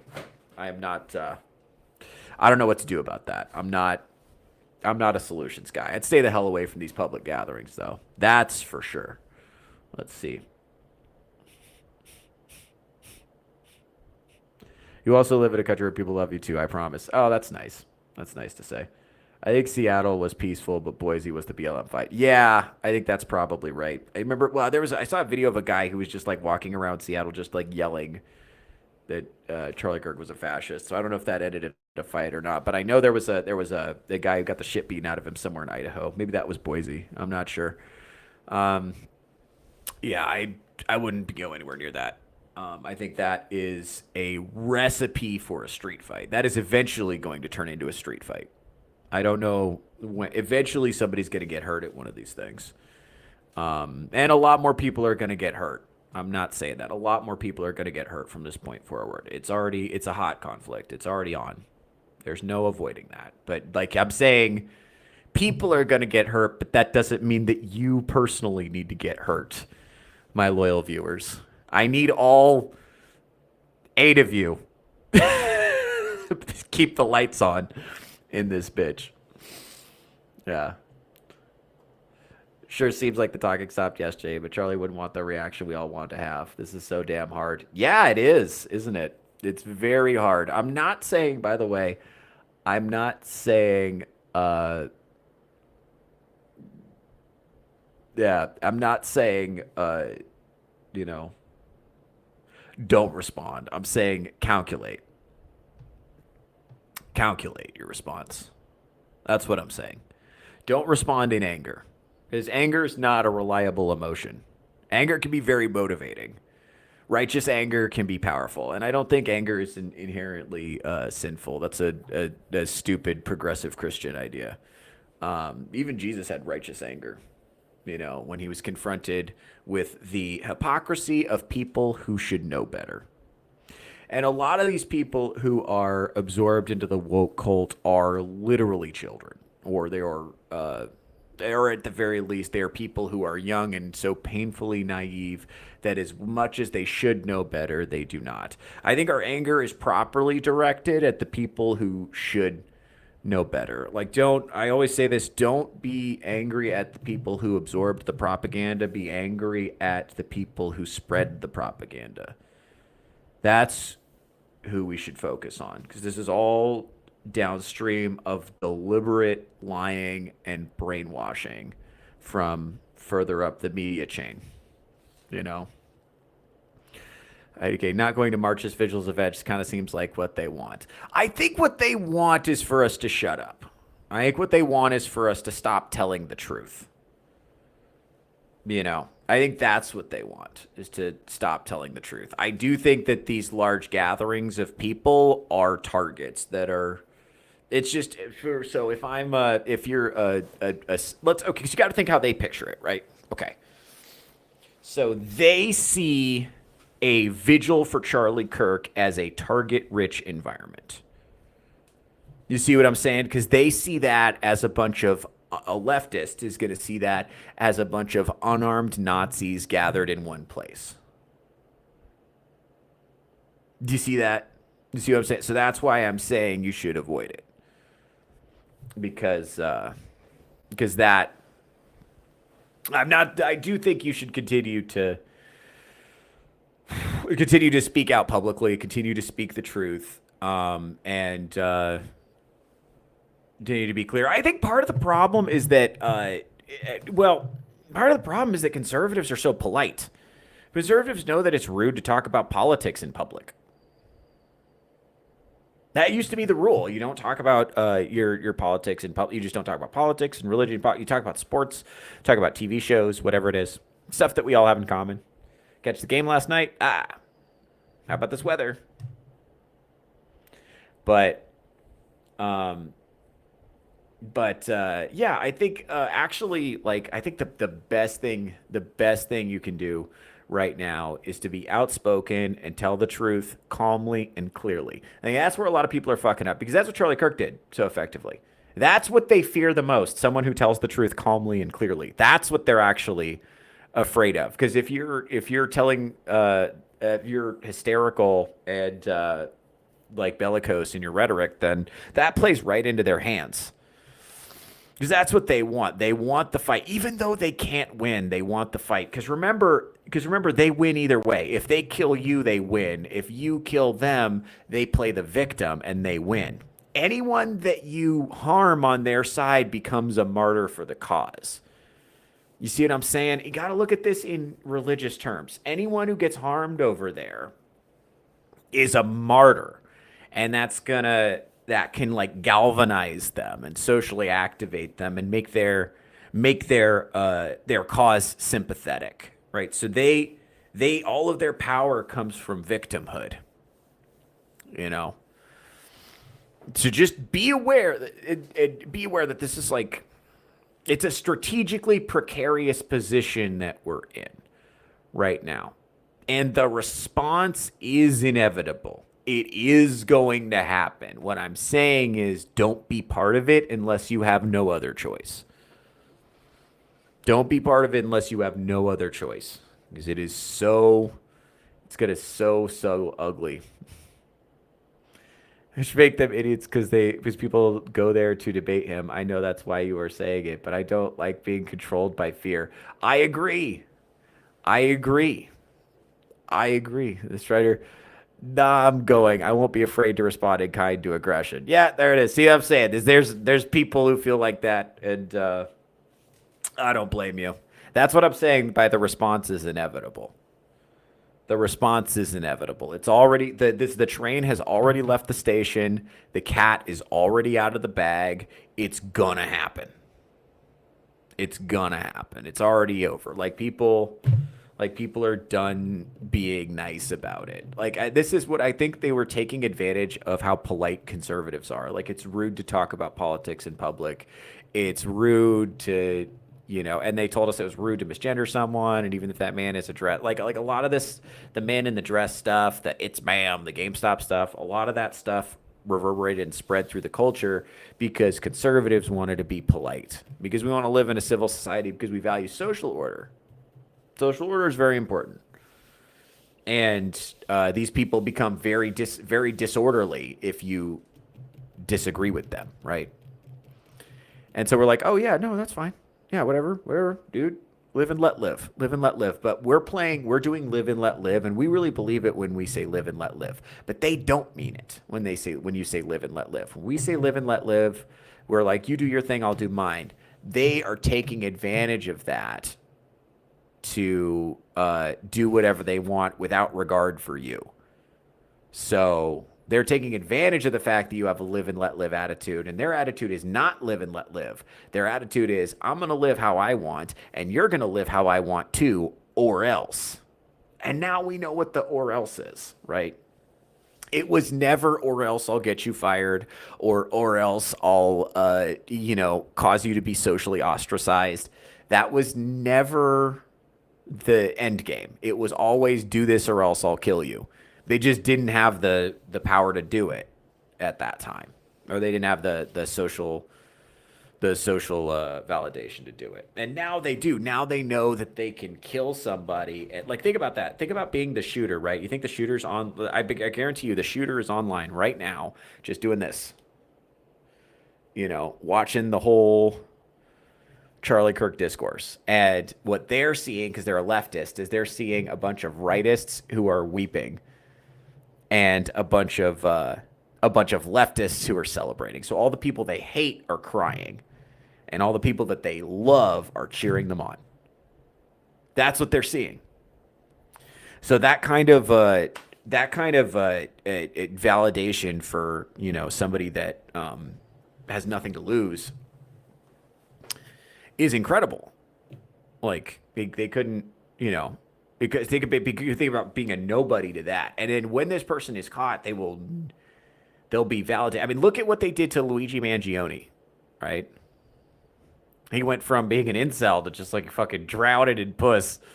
You got to think, right? If you're like, because leftists are inept at getting with women, just as much as the men on the right. So, or the incel young men on the right. So, I mean, that's got to be kind of appealing. If you look at how the world responded to Luigi Mangione, you got to think, hey, you know what? I'll take my shot. And that's what we've said. That's what the left has said. They're gonna validate with positive affirmation and attention and all this stuff. So there's all these like selfish incentives to act out violently in that way, right? To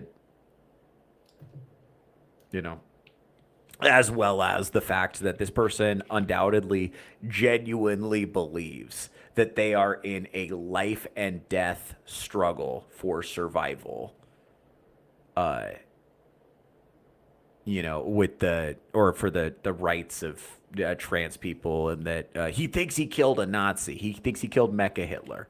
And a lot of people thought Charlie Kirk was going to be president someday. So this is like, he thinks he killed not present and future Hitler, That's really what they believe. So he's walking around with the swagger of somebody who killed Voldemort. I doubt there's an ounce of remorse in this person's body. Yeah, so I mean that's ominous to think about. And you have to be aware of that. And the thing is, if you go out willingly to confront this head on, and you go out like seeking a confrontation, you have to be willing to accept the fact that it may not go well for you. Like, even if you win, violence has consequences. Even if you win, And that's the thing. And I know we're in a position now where it feels like there's no other choice. But I'm going to the woods for a couple of weeks. I'm getting out of the city and I'm going to the woods for a couple of weeks, so that I can kind of get my head straight. I was going to do that anyway. This is just timing. I was doing that anyway because I was going to go to weddings and stuff like that. I wasn't planning on, you know, I didn't plan this because of this, but I think that's why I'm choosing to take the time off streaming as well, is because I want to go get my head right before I, make a public statement. Because even me, when I was shooting from the hip, I called them like subhuman parasites. And I thought that at the time. And I still kind of think that. But emotionally, I think that. But also cognitively, it's like I'm looking ahead 10 years. It's like at some point, if we want to have a country, we're going to have to live next to these people, right? So at some point when the dust settles, there's going to have to be something approximating a peace agreement. And I think, also the thing is like I think the main reason that this, the woke ideology is doomed in some sense is because it's disconnected from reality. And if you put yourself in opposition to reality, reality always wins. But that means that on the right, we have to accept reality too. And here's the reality of if you engage in violence, you're not just doing violence, you're also creating an opportunity for someone to do violence to you. And they will do it gleefully. They will kill you gleefully, and they will celebrate it. They will celebrate your death. They want you to die. And what's crazy, I think, about it is there's not a geographic separation like in the American Civil War in the mid 19th century. There was a geographic divide between the two sides, and that's not the way it is now. You undoubtedly live next to, especially if you live in a woke city, if you live in a major metro, you undoubtedly live next to people who would kill you if they knew what you thought.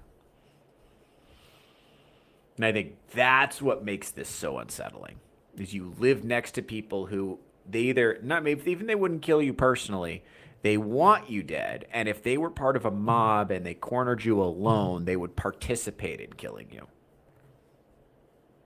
And that wasn't always true. That part, wasn't always true. But I think that's been true for a while. I think just conservatives are aware of it now in a way that we weren't before. Like, of all the people to kill, Charlie Kirk? Of all the people to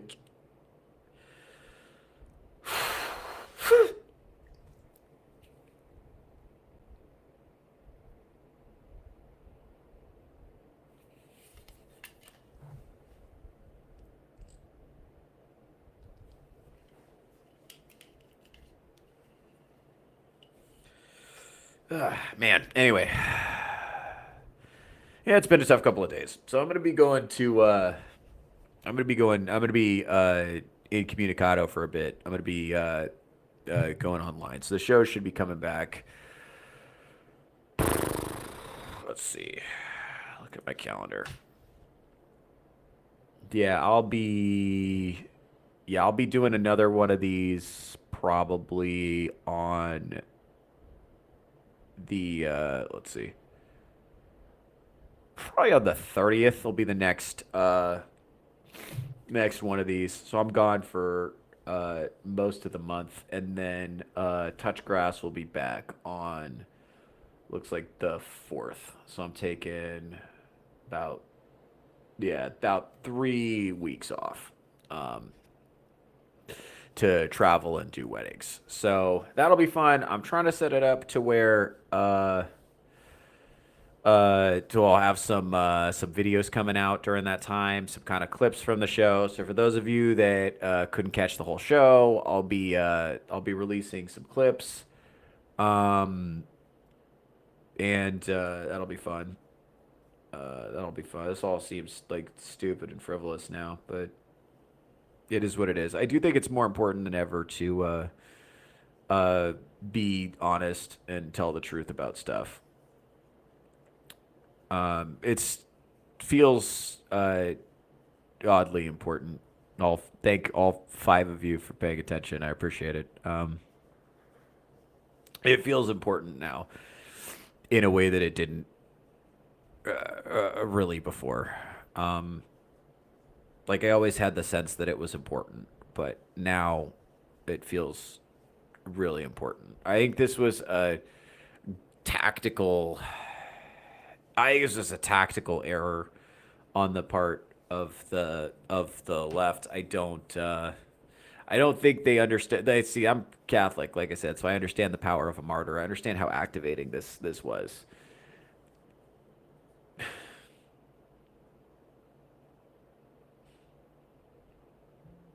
I think righteous anger is a really powerful motivator. Um, and I think they have been asking and in fact begging for a fight that they cannot win. They cannot hope to win. And they did it uh, because their beliefs about reality are fundamentally distorted. It's a huge bummer. It's a huge bummer because above all else, I think what makes me so sad is that it doesn't have to be this way. Like the right would have just left them alone. It doesn't have to be this way, but they've created a situation where that doesn't seem feasible anymore. It's already over. The train has left the station. So, and that's I say, the reason I'm recommending that people stay out of public and do what I'm doing and go in the woods is because it's going to get ugly. I think the next couple of months are going to be really ugly, and then I think that's going to last for potentially for years. Remember the build up to this was like 2013, 14, 15, 16 to now. So it was like a 10-year build up to get to this point. And a 10 year it might be 10 years or more to before the dust settles. And I don't know what America's going to look like at the end of it, but it's not going to be the same. Um, I think my suspicion is that America's going to be a lot more authoritarian after this, and that people are going to beg for it. And I promise you, as angry as you are, even you, Strider, as angry as you are now, you'll pity them before it's over because it's going to get ugly. Fuck. All right, guys. I'll be honest with you. That's about as much of that as I can do for today. So I'm gonna be done with this. Please subscribe to my YouTube if you're new. Uh, follow me on X and yeah,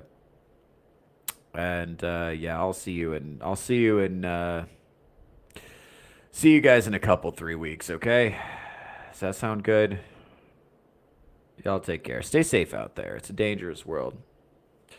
And if you don't attend church, please do. It'll be good to have a community, and I think a connection with the divine now is more important, perhaps, than it ever has been.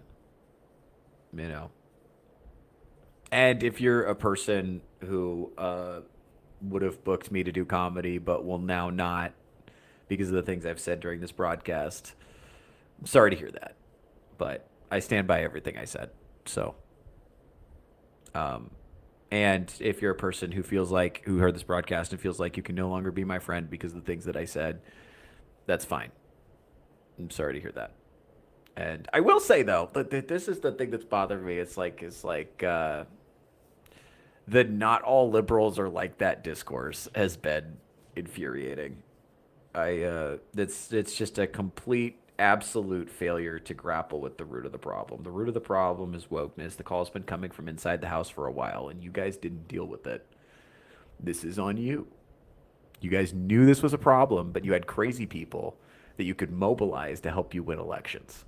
And you did that. and you kept doing it, and you pretended you were okay with it even though you weren't, because it was working, because you were winning the culture war. So you pretended you were okay with stuff. Whatever. You accepted lies about reality because it was convenient, and you went along with it because you were scared. So this is on you. If you did that, this is on you. Fuck. All right, that's about as much of that as I can do. So I'm gonna hop off. You guys take care, okay?